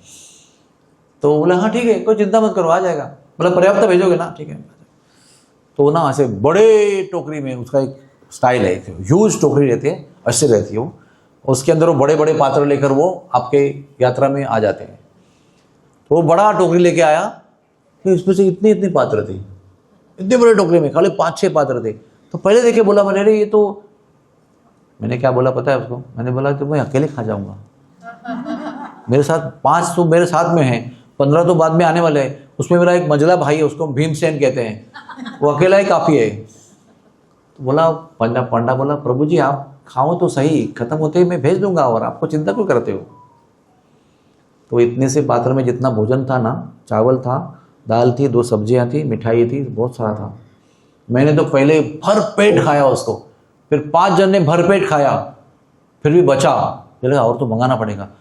15 लोग ने खाया ना, फिर भी वो उनको बचा, फिर मैनेजमेंट के सर्वेंट लोगों को बांटना पड़ा। फिर वो उसके बाद में क्या हुआ, फिर हमारे 200 यात्री आ गए। तो हमने प्लानिंग किया था कि हर शाम को उनको जगन्नाथ का प्रसाद देना है। तो हमने सब उसका प्रकार से उनको पता है कि हमारे इतने लोग हैं, इतना, उनको सब पता है कितना देना है वगैरह। तो उन्होंने ना बस इतने इतने बड़े पात्र में दिया। अभी 200 लोगों को इतने पात्र में चावल कैसे पर्याप्त होगा। और मेरा मन दूसरा क्या था, उन्होंने कहा कि ये ध्यान से सुनना, ये बहुत जगन्नाथ के महाप्रसाद की बहुत महिमा है ये। उन्होंने कहा कि हमारा राजभोग 1 बजे लगता है, वो बाहर आते आते 3 बज जाते हैं, तो ना आपका लंच टाइम है ना डिनर टाइम है। और शाम का प्रसाद 7 बजे लगता है, तो आपको 9 बजे तक मिलेगा ही नहीं, आपको 10 बजे पहुंच जाएगा, तो डिनर कैसे होगा आपका।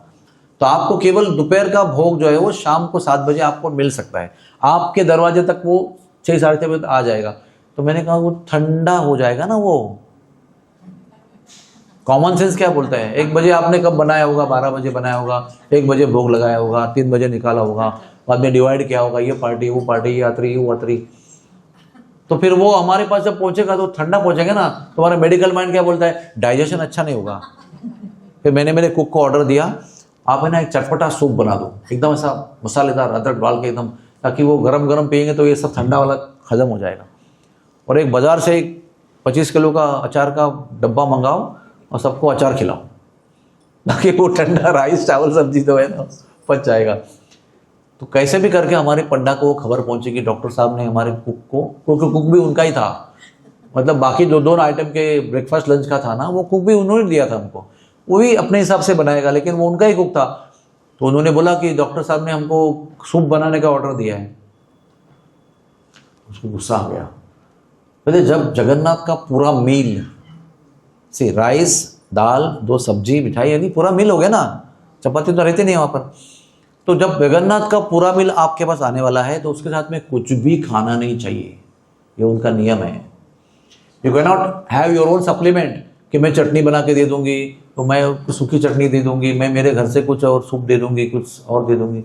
No, when Jagannath prasad comes to you as a full meal, not as only 1 item, तो ठीक है, लेकिन पूरा मील आएगा तो आपको उस साथ में कुछ नहीं लेना है।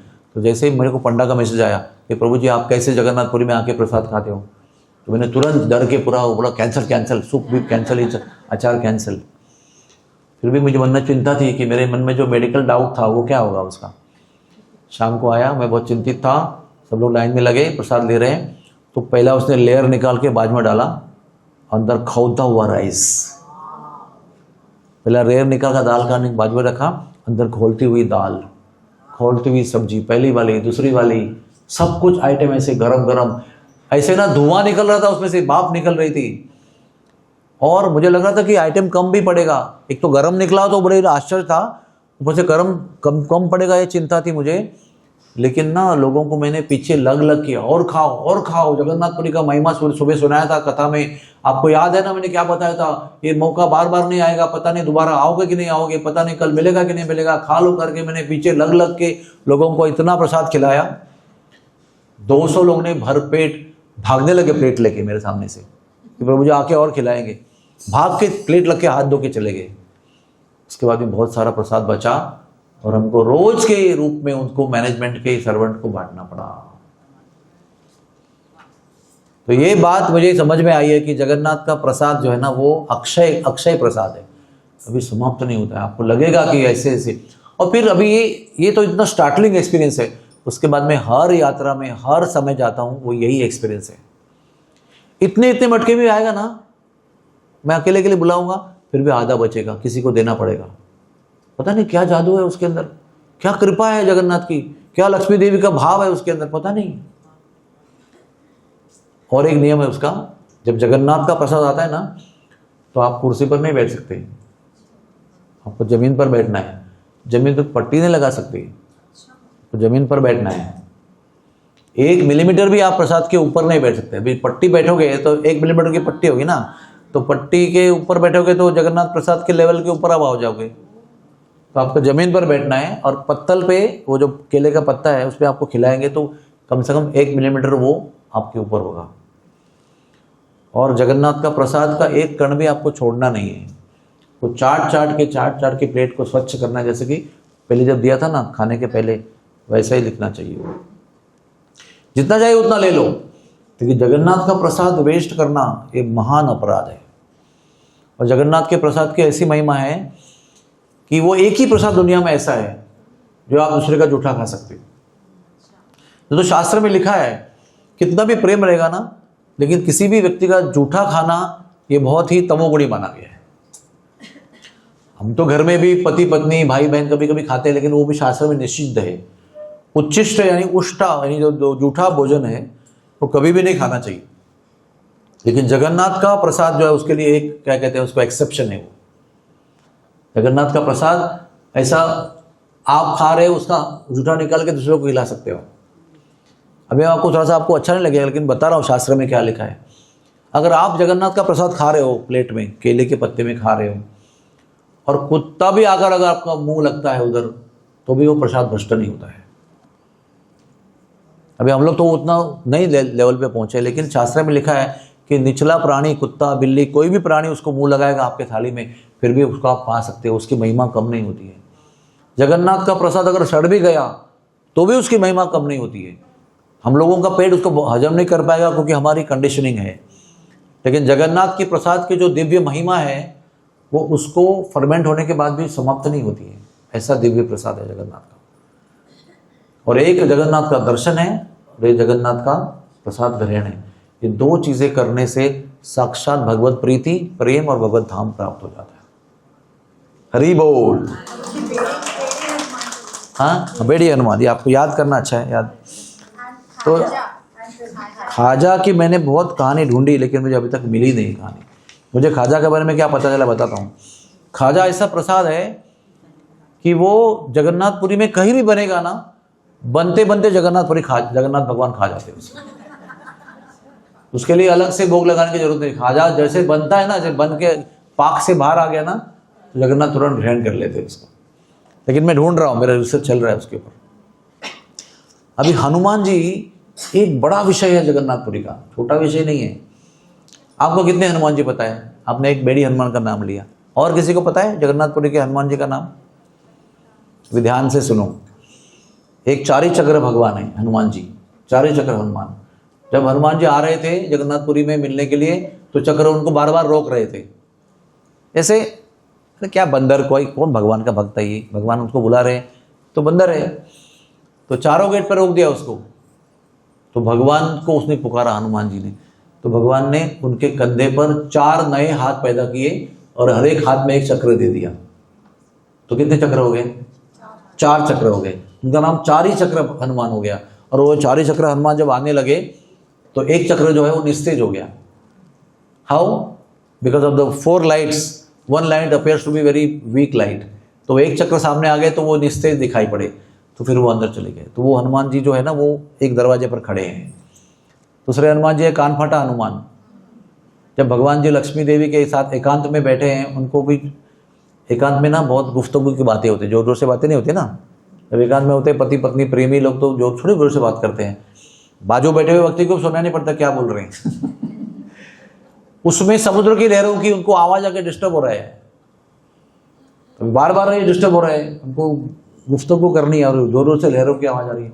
हनुमान जी को बुलाते हैं, क्या हनुमान जी समुद्र की आवाज नहीं चाहिए मुझे, I want silence over here. तो जिस गेट से हनुमान जी, हमें जिस गेट से समुद्र पास में है, एक गेट से समुद्र में जा सकते हैं आप, बाकी यहाँ सिंह द्वार खुलता है, वहाँ अश्व द्वार खुलता है, लेकिन एक जगह द्वार है वो समुद्र में खुलता है। तो वहां जाके हनुमान जी खड़े हो गए, ऐसा कान लगाया दरवाजे पे, सारी साउंड वाइब्रेशंस को इकट्ठा किया। वो आप जानते हैं ना, बचपन में हम लोग वो लेंस लेके थे, वो सूरज के ऐसे खेलते थे, वो फिर वो ऐसी किरणें आती थी और वो एक जगह पर इकट्ठा होती थी, फिर वहाँ पर तिल्ली रखते थे, मैच बॉक्स वाली अग्नि होती थी। हमारा बचपन का खेल था। यानी हम लोग क्या कर रहे हैं, प्रकाश किरणों को एक केंद्रित कर रहे हैं, we are concentrating the light rays. वैसे हनुमान जी ने ध्वनि लहरी को, साउंड वाइब्रेशन को एकत्र किया और अपने कान में लेके गए। तो इतना ध्वनि था तो कान फट गया उनका, कान का पर्दा फट गया। आज भी वैसे ही खड़े हैं वो, सारे ध्वनि को यहाँ ग्रहण कर रहे हैं और पर्दा फट गया तो नाम क्या पड़ा? कान फटा हनुमान। जगन्नाथपुरी का चमत्कार क्या है? आप वो गेट के बाहर खड़े रहेंगे, वो धुआंधार आवाज आएगी आपको लहरों की। एक कदम अंदर रखोगे ना, शांति। पूरे मंदिर के प्रांगण में कहीं भी घूमोगे, आपको समुद्र की लहरें की एक भी आवाज नहीं आएगी। कान फटा हनुमान। तीसरा है, एक मंदिर है अंदर, उसके बाजू में 12 भाई हनुमान, उसके अंदर पूरी वानर सेना खड़ी है। वो वानर सेना पूरी जगन्नाथपुरी की रक्षा करते हैं। फिर भी लंबी लंबी कहानी आपको नाम बताता हूँ।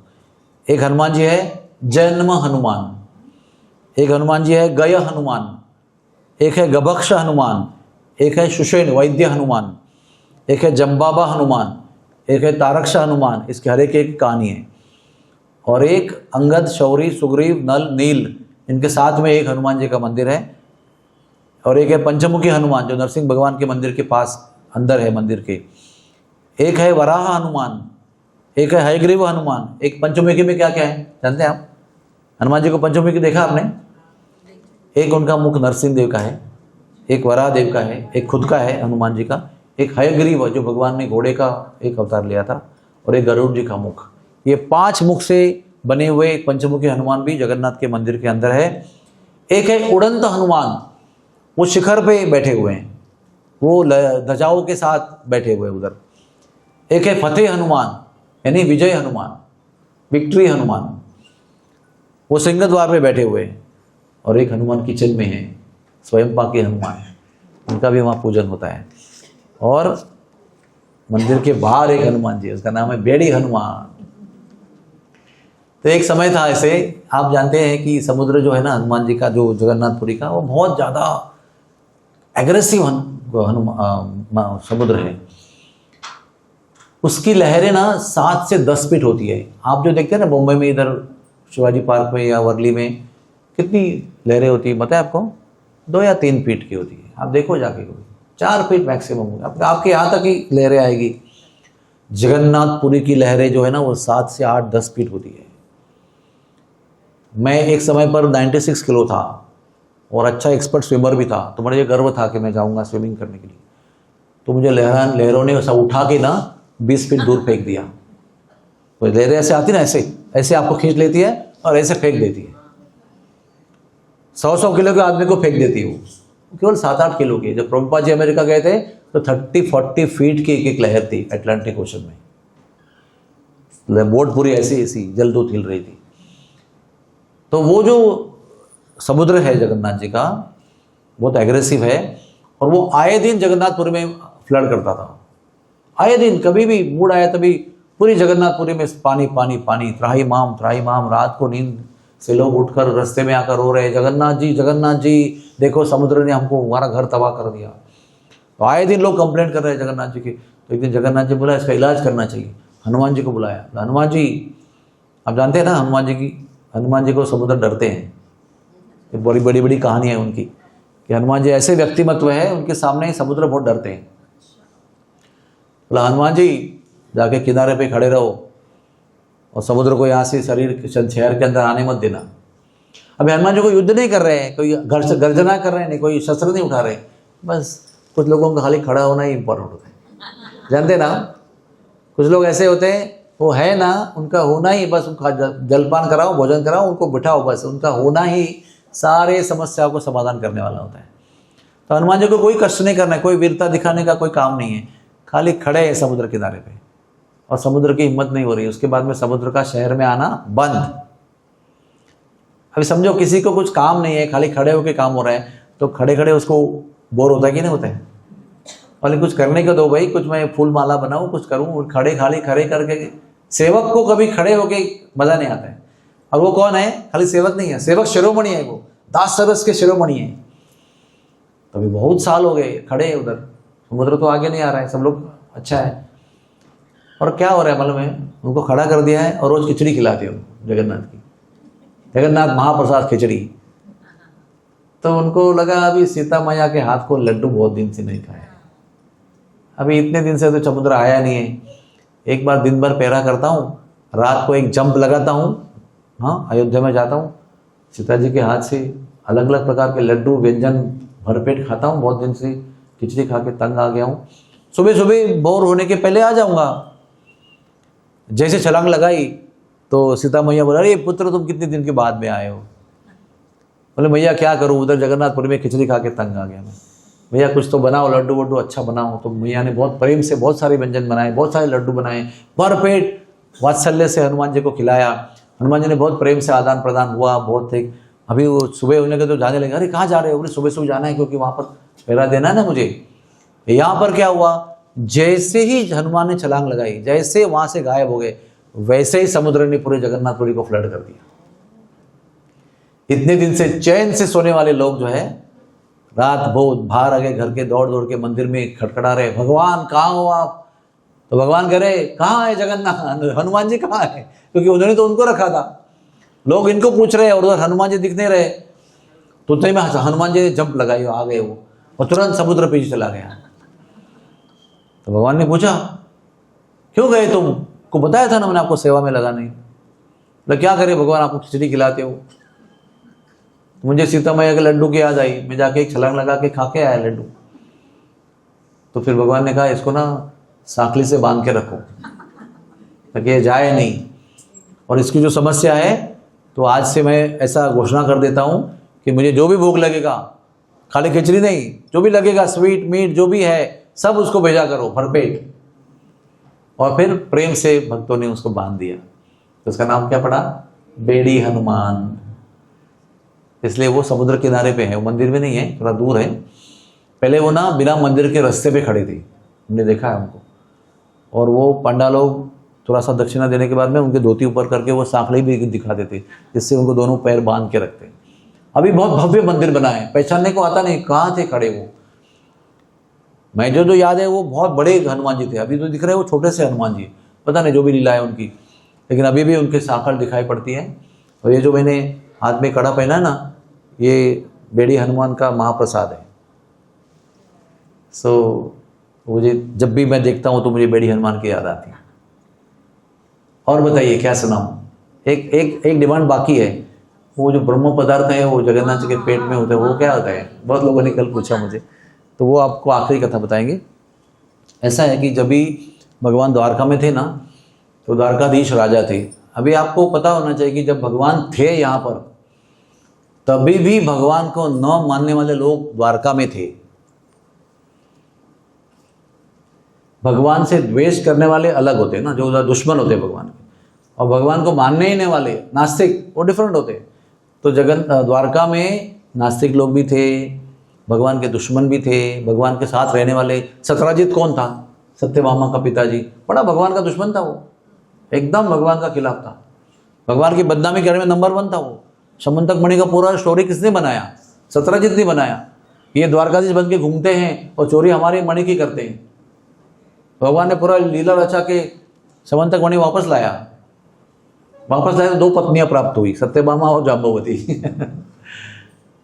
तो भगवान को पता था कि मैं तो राजा बन के यहाँ पर लीला कर रहा हूँ, लेकिन मेरे खिलाफ बहुत लोग हैं यहाँ पर जो मुझ पर विश्वास ही नहीं करते कि मैं भगवान हूँ। तो उनकी आंखों में धूल झोंकने के लिए जब भगवान अंतर्धान हुए, तो भगवान ने, ध्यान से सुनना, भगवान ने जानबूझ के अपना शरीर वहीं छोड़ दिया। ओके? और भगवान तो भगवान है, तो दिव्य भगवान है, तो उनको थोड़ी शरीर की जरूरत है, वो तो चले गए गौलोक में। लेकिन दुनिया की आंखों में जो श्रद्धालु नहीं है, जो अश्रद्धालु है, उनकी आंखों में धूल डालने के लिए अपना ही शरीर छोड़ दिया। और सब लोगों को आदेश दिया था कि मेरे शरीर का दाह संस्कार करना, मेरे अस्थि विसर्जन करना, मेरा श्राद्ध करना, जो भी करना। जैसे आम जनता का होता है ना, आम व्यक्ति मर गया, यानी मैं एक आम व्यक्ति हूँ, ऐसे लोगों को लगता है। अवजानन्ति माम मूढ़ा मानुषिम तनुमाश्रितम। जब मैं मनुष्य बनकर आता हूँ तो बहुत लोग मुझे, मूर्ख लोग मुझे सामान्य व्यक्ति समझते हैं। तो सामान्य व्यक्ति की तरह मेरा दाह संस्कार करना। तो फिर भगवान का बाकायदा दाह संस्कार किया गया, पूरा शरीर जल गया, अस्थि विसर्जन हुआ, लेकिन भगवान का हृदय नहीं जला। उसको उन्होंने द्वारका के समुद्र में प्रवाहित कर दिया। और वही जो भगवान का हृदय है, वही जगन्नाथ जी का ब्रह्म पदार्थ प्राण है, वही जगन्नाथ जी के शरीर में रहता है। अभी संक्षेप में बताऊं आपको, 19 साल में एक बार, 19 साल में एक बार, और ये भी कड़क नियम नहीं है। नियम कड़क किसका है? कि जिस साल में आषाढ़ अधिक मास के रूप में आता है। अभी कौन सा था? ज्येष्ठ आया था, कभी कभी कार्तिक आता है, कभी कभी श्रावण भी अधिक मास आता है, लेकिन ये सबका टर्न होता है। तो अराउंड अप्रोक्सीमेटली 19 साल में एक बार आषाढ़ महीना अधिक मास के रूप में आता है, 2 आषाढ़ माह आते हैं। उस साल में आषाढ़ तो आने वाला है, लेकिन फाल्गुन महीने में वो नवीन शरीर को ढूंढने के लिए निकल जाते हैं। ओके? वो जो चीफ पुरोहित है, चीफ पंडा जो है, आज के दिन में नरसिंह विद्यापति है, जो हमारा बहुत खास पंडा है, वो उसका अधिकार है, उसको निकलना है टीम को लेके ढूंढने के लिए। तो वो जाएगा बिमला देवी के मंदिर में, जो बिमला देवी का बहुत विशेष मंदिर, आद्या देवी का स्वरूप है वो। और उस मंदिर में वो सोएंगे, उनका सत्कार किया जाएगा, और खाना पीना अच्छी तरह देखभाल की जाएगी, और लोग रोज सोएंगे स्वप्न की प्रतीक्षा में। और एक दिन उनको स्वप्न आएगा, बिमला देवी स्वप्न में जाके दिखाई गई जगह कि यहाँ पर ये पेड़ है, ये शंख चक्र पद्मा का जो पेड़ है वो जगन्नाथ का है, जो हल और मुसल का गदा का पेड़ है वो बलदेव का होगा, जो कमल का चिन्ह का पेड़ है वो सुभद्रा देवी का होगा, और चक्र चिन्ह का पेड़ होगा वो सुदर्शन चक्र का होगा। ऐसे वो स्वप्न में दिखाएगी। और स्वप्न आते ही अगले दिन माला वाला पहना के, विमला देवी का प्रसाद पहना के वो निकल जाएंगे। उनको दिशा भी स्वप्न में पता होती है, और बहुत दिन तक 2.5 महीना वो जंगल में घूमते रहेंगे, और उनको वो सारे चिन्ह मिलेंगे। एक सांप का बिल मिलेगा, सांप भी मिलेगा, उसके अंदर एक जलाशय मिलेगा, पौंड मिलेगा, उसके बाजू में पेड़ मिलेंगे, उसके सारे बहुत सारे नियम हैं। फिर बहुत सारा हवन पूजन करेंगे, फिर सोने की कुल्हाड़ी से एक वार करेंगे, चांदी की कुल्हाड़ी से एक वार करेंगे, फिर लोहे की कुल्हाड़ी से वार करेंगे, फिर एक्चुअली पेड़ काटेंगे, फिर वो 4 रथ बनाएंगे, और 4 बड़ी लकड़ियाँ वहाँ से लेकर जगन्नाथपुरी लेके आएंगे, और रास्ते में हर गांव में उनको भोग लगाते पूजन करते करते करते पुरी में आएंगे। फिर पुरी में आके बंद कमरे में, प्रयोगशाला में उनकी मूर्ति बनाएंगे। मैंने आपको बहुत फास्ट फॉरवर्ड बताया ना, ध्यान रखना इस बात का। तो उसके बाद में वो समय आएगा जब ये भी ट्रांसफ़र करना है आपको, है ना। पुराने विग्रहों को नए विग्रह में रूपांतर करना है, तो ट्रांसफ़र कैसे करना है? जब ये विग्रह नए बने थे तो उनके बनाते समय पेट में एक दरवाज़ा बनाते हैं, एक पेट में जगह होती है। हमारे सबके पेट में भी जगह होती है ना खाली, अन्न कहाँ जाता है? वो जगह में जाता है जहाँ पर गैप है। तो वैसे उनके पेट में गैप होती है, वो दरवाज़ा खोलते हैं। तो जब इनको वो नया बनाया था तो वो जो ब्रह्म पदार्थ है पुराने वाले से इनमें डाला था, और नया चंदन का गोला गीला और नई फ्रेश तुलसी साथ में रखते हैं और बंद कर देते हैं। यानी आपने प्राण उनके ट्रांसफ़र कर दिए, अभी प्राण इनके अंदर आ गए। और ये जो अभी प्राण नहीं होते हुए शरीर है वो जाके दफनाए जाएंगे। और मंदिर में एक स्थान है कोयलो वैकुंठ, बहुत विशाल स्थान है, वहाँ जाके बहुत बड़ा गड्ढा खोद के ये तीनों चारों विग्रहों को उसमें दफना देंगे। केवल उनका शीश का ऊपर का हिस्सा जो है वो 2-2 इंच जमीन के ऊपर रहेगा, उस पर फूल लगाएंगे और बहुत दिन तक पूजा करते रहेंगे। सारे पुजारी सर मुंडवा कर शोक मनाएंगे, दुख करेंगे, घर में विवाह सगाई शादी कुछ नहीं करेंगे, बहुत दिन तक 12-15 दिन तक वो शोक मनाएंगे, सूतक मनाएंगे उसका। अभी ये जब नए विग्रह बना के आएंगे तो क्या होता है, उस दिन ऑफिशियली जगन्नाथपुरी के गवर्नमेंट की ऑफिशियल बिजली ऑफ कर देते हैं, पूरे शहर ऑफिशियल नॉन ब्लैकआउट। और जो चीफ पुजारी जो ढूंढ के निकाला है भगवान के विग्रह को, फिर मूर्ति बनाई है, वो अकेला जाएगा भगवान के गर्भगृह में, पूरा अंधकार रहेगा, उसके हाथ में इतनी इतनी मोटी मोटी बैंडेज बांधी जाएगी, कपड़ा बांधा जाएगा, वो आपका हाथ इतना रहेगा इसके ऊपर इतना इतना वो कवर रहेगा, यानी इस उंगली को कुछ स्पर्श का ज्ञान नहीं होगा। बॉक्सिंग के साथ है, बॉक्सिंग ग्लव, आपकी उंगली इतनी होती है, बॉक्स कितना बड़ा होता है ना, उससे भी ज़्यादा कवर करते हैं। उसकी आंखों में पट्टी लगाते हैं, सर पे पट्टी लगाते हैं, शरीर को पट्टी लगा देते हैं, कहीं भी स्पर्श होना नहीं चाहिए। और फिर अंधेरे में वो भगवान की प्रेरणा से जगन्नाथ का नया विग्रह यहाँ, जगन्नाथ का पुराना विग्रह यहाँ, बलदेव जी का पुराना नया एक दूसरे के सामने, बलदेव जी का सुभद्रा जी का सामने सामने, चक्र का सामने सामने ऐसे रखेंगे। फिर वो जाएगा पुराने वाले विग्रह का पेट खोलेगा, वहाँ से वो ब्रह्म पदार्थ निकालेगा। तो वो कहते हैं कि एक जिंदा खरगोश कैसे होता है, अगर जिंदा खरगोश आपके हाथ में आएगा तो वो ऐसे ऐसे करता है ना, स्टैंड एकदम पीसफुली। वो यहाँ वहाँ मराठी में कहते हैं चोड़बुड़, चोड़बुड़ यानी क्या क्या कहते हैं उसको, हिलडुलेगा ना वो। तो वैसे एक खरगोश, जीवित खरगोश आपके हाथ में है, वैसा कुछ क्षणों के लिए उसको अनुभव होता है और वो उसको नए वाले के पेट में छोड़ देते हैं। ये अभी 19 साल के पहले उसके अंदर चंदन और तुलसी रखी हुई है, वो वैसे ही फ्रेश और गीली रहती है एज इट इज, जैसे आपने रखी थी। वो निकाल के वो प्रसाद के रूप में रखते हैं और अब खुद रखते हैं और हम जैसे लोगों को भी दे देते हैं। और फिर नए भगवान के पेट में वो जो रख दिया है ब्रह्म पदार्थ, हाँ प्राण उनका, फिर नया चंदन का बड़ा सा गोला रखते हैं और इतना बड़ा गुच्छा तुलसी फ्रेश रख देते हैं और बंद कर देते हैं। और अगर आप जाएंगे तो पंडा की पहचान होगी, तो वो तुलसी और वो चंदन भी आपको मिलेगा। मुझे कई बार मिला है, हाँ गुरुजी को दिया है, हमने भी लगाया बहुत सारा। इतनी महान वस्तु है वो, क्योंकि वो बाहर निकलते ही सूखने लगती है, तुलसी भी सूख जाती है और वो भी चंदन भी सूखने लगता है। आपको चंदन का वो स्टोन्स और पाउडर मिलेगा, लेकिन वो वैसे के वैसे गिल्ला आपने जैसे घिसा है ना वैसे मिलेगा उसके अंदर। फिर ये उसको दफनाया जाएगा और नए विग्रह आपको दर्शन देंगे। ये लास्ट कभी हुआ था? 2015 में हुआ था।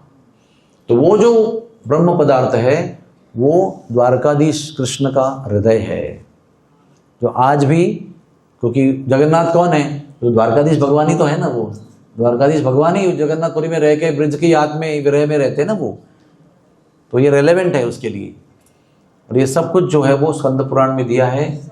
और माजला पांडी नाम का माजला पांजी नाम का जगन्नाथ जी का विशेष शास्त्र है जो थोड़ा वेदों से अलग है, उसमें भी दिया हुआ है। और कोई प्रश्न है जगन्नाथ के बारे में? जगन्नाथ के भक्तों की अनंत कहानियां हैं, कैसे भगवान सामान्य सामान्य लोगों को भी दर्शन देते हैं, संबंध करते हैं उनके साथ में। कितनी सारी कहानियां हैं, ऐसे ऐसे गीत वहाँ पर ना जगन्नाथपुरी के स्कूलों में कविता के रूप में उड़िया लैंग्वेज में पढ़ाते लोगों को। जगन्नाथपुरी में चैतन्य महाप्रभु का जगन्नाथ के साथ में रथ यात्रा में क्या वार्तालाप हुआ, वो कई पोएट्री स्कूल में पढ़ाते हैं। साला बेग ने भगवान को कैसे पुकारा कि मैं आ रहा हूं, मत जाओ रथ लेके आगे, मैं आ रहा हूं, बीमार हो गया हूं मैं, रुको आप। तो रथ रुक गया और वो जब आया और उन्होंने जो भी कुछ गीत गाए भगवान के आनंद के लिए, वो भी जगन्नाथपुरी के पाठशाला में बच्चों को पढ़ाते हैं।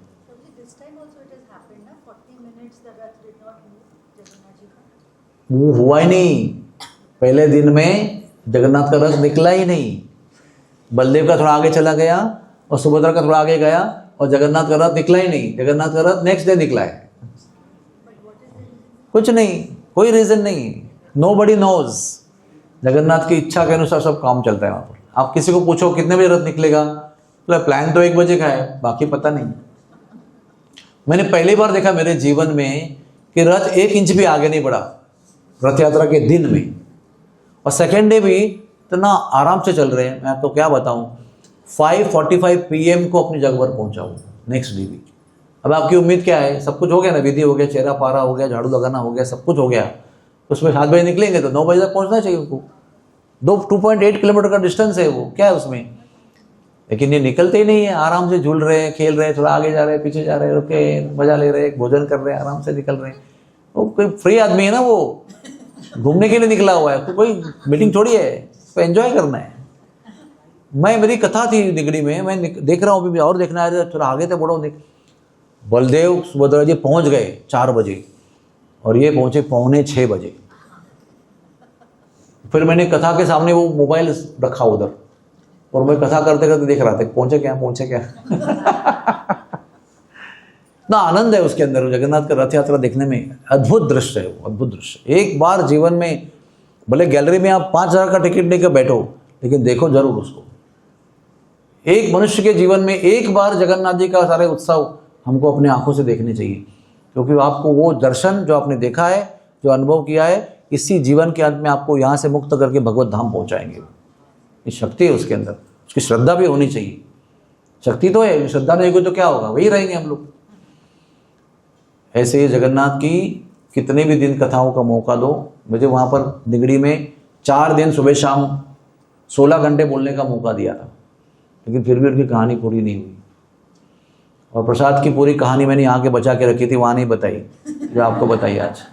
बोलो जगन्नाथ भगवान की। तो जगन्नाथ प्रसाद जब आपको मिलेगा ना, ये तो पूरा अलग टाइप का प्रसाद है। तो बोतल सब टेट्रा पैक सब लगे हुए हैं, लेकिन जो भी है जगन्नाथ के सामने रखे हैं, तुलसी लगा के भगवान को भोग लगाए हैं। बड़े ही प्रेम से आस्वादन करना उसका, ध्यान से उसको पाना। हाँ, ऐसे खा रहे हैं, बोल रहे हैं, कुछ कर रहे हैं, ऐसा नहीं करना। जगन्नाथ का प्रसाद जब पाते हैं ना, तो एकाग्रता, प्रेम और भक्ति भाव की आवश्यकता है। श्री जगन्नाथ भगवान की, 56 भोग उत्सव की जय जय श्री राधे। एक लास्ट बात जो आपको याद रखना है, because in last and not the least, अगर जगन्नाथ को हम देख रहे हैं तो आपकी स्वाभाविक अपेक्षा क्या है कि जगन्नाथ भी आपको देखें, है ना, ताकि आप आए, ये उनको पता चले कि आप आए। और अभी इतनी भीड़ में अगर जगन्नाथ का ध्यान आपको अपनी ओर अट्रैक्ट करना है, तो उसका एक सीक्रेट है। वो ये है, आपके साथ में एक ब्रजवासियों को लेके जाना, क्योंकि वो सारे भीड़ में ब्रजवासियों को ढूंढते रहते हैं, क्योंकि ब्रजवासी की विरह में रहते हैं ना वो। तो वो ब्रजवासी आप साथ में लेके गए ना, तो वो उसके बहाने आपको भी देखेंगे, उसको पकड़ के रखो आप। इसलिए मैं जगन्नाथपुरी यात्रा करता हूँ तो 4, 5, 6 ब्रजवासियों को लेके जाता हूँ, और एक कम से कम एक को मेरे साथ लेके जाता हूँ दर्शन करने के लिए, ताकि उनके बहाने मेरा भी भगवान देखे, मुझे कृपा मुझ पर भी करें। और दूसरा जो आपने बताया, राधे राधे पुकारते रहो, क्योंकि राधा रानी के वेरे में वहाँ बैठे हो। जो भी राधा रानी का नाम लेते हैं तुरंत पहले उसको देखते हैं, मेरे प्रियतमा का नाम कौन ले रहे हैं। ये सब रहस्य की बातें हैं, इसको पता करना जरूरी है, तब भगवान की कृपा आसान हो जाती है। बोलो Hare Krishna Krishna Krishna Hare Hare, Hare Ram Ram Ram Hare Hare. Thank you very much. Hari बोल।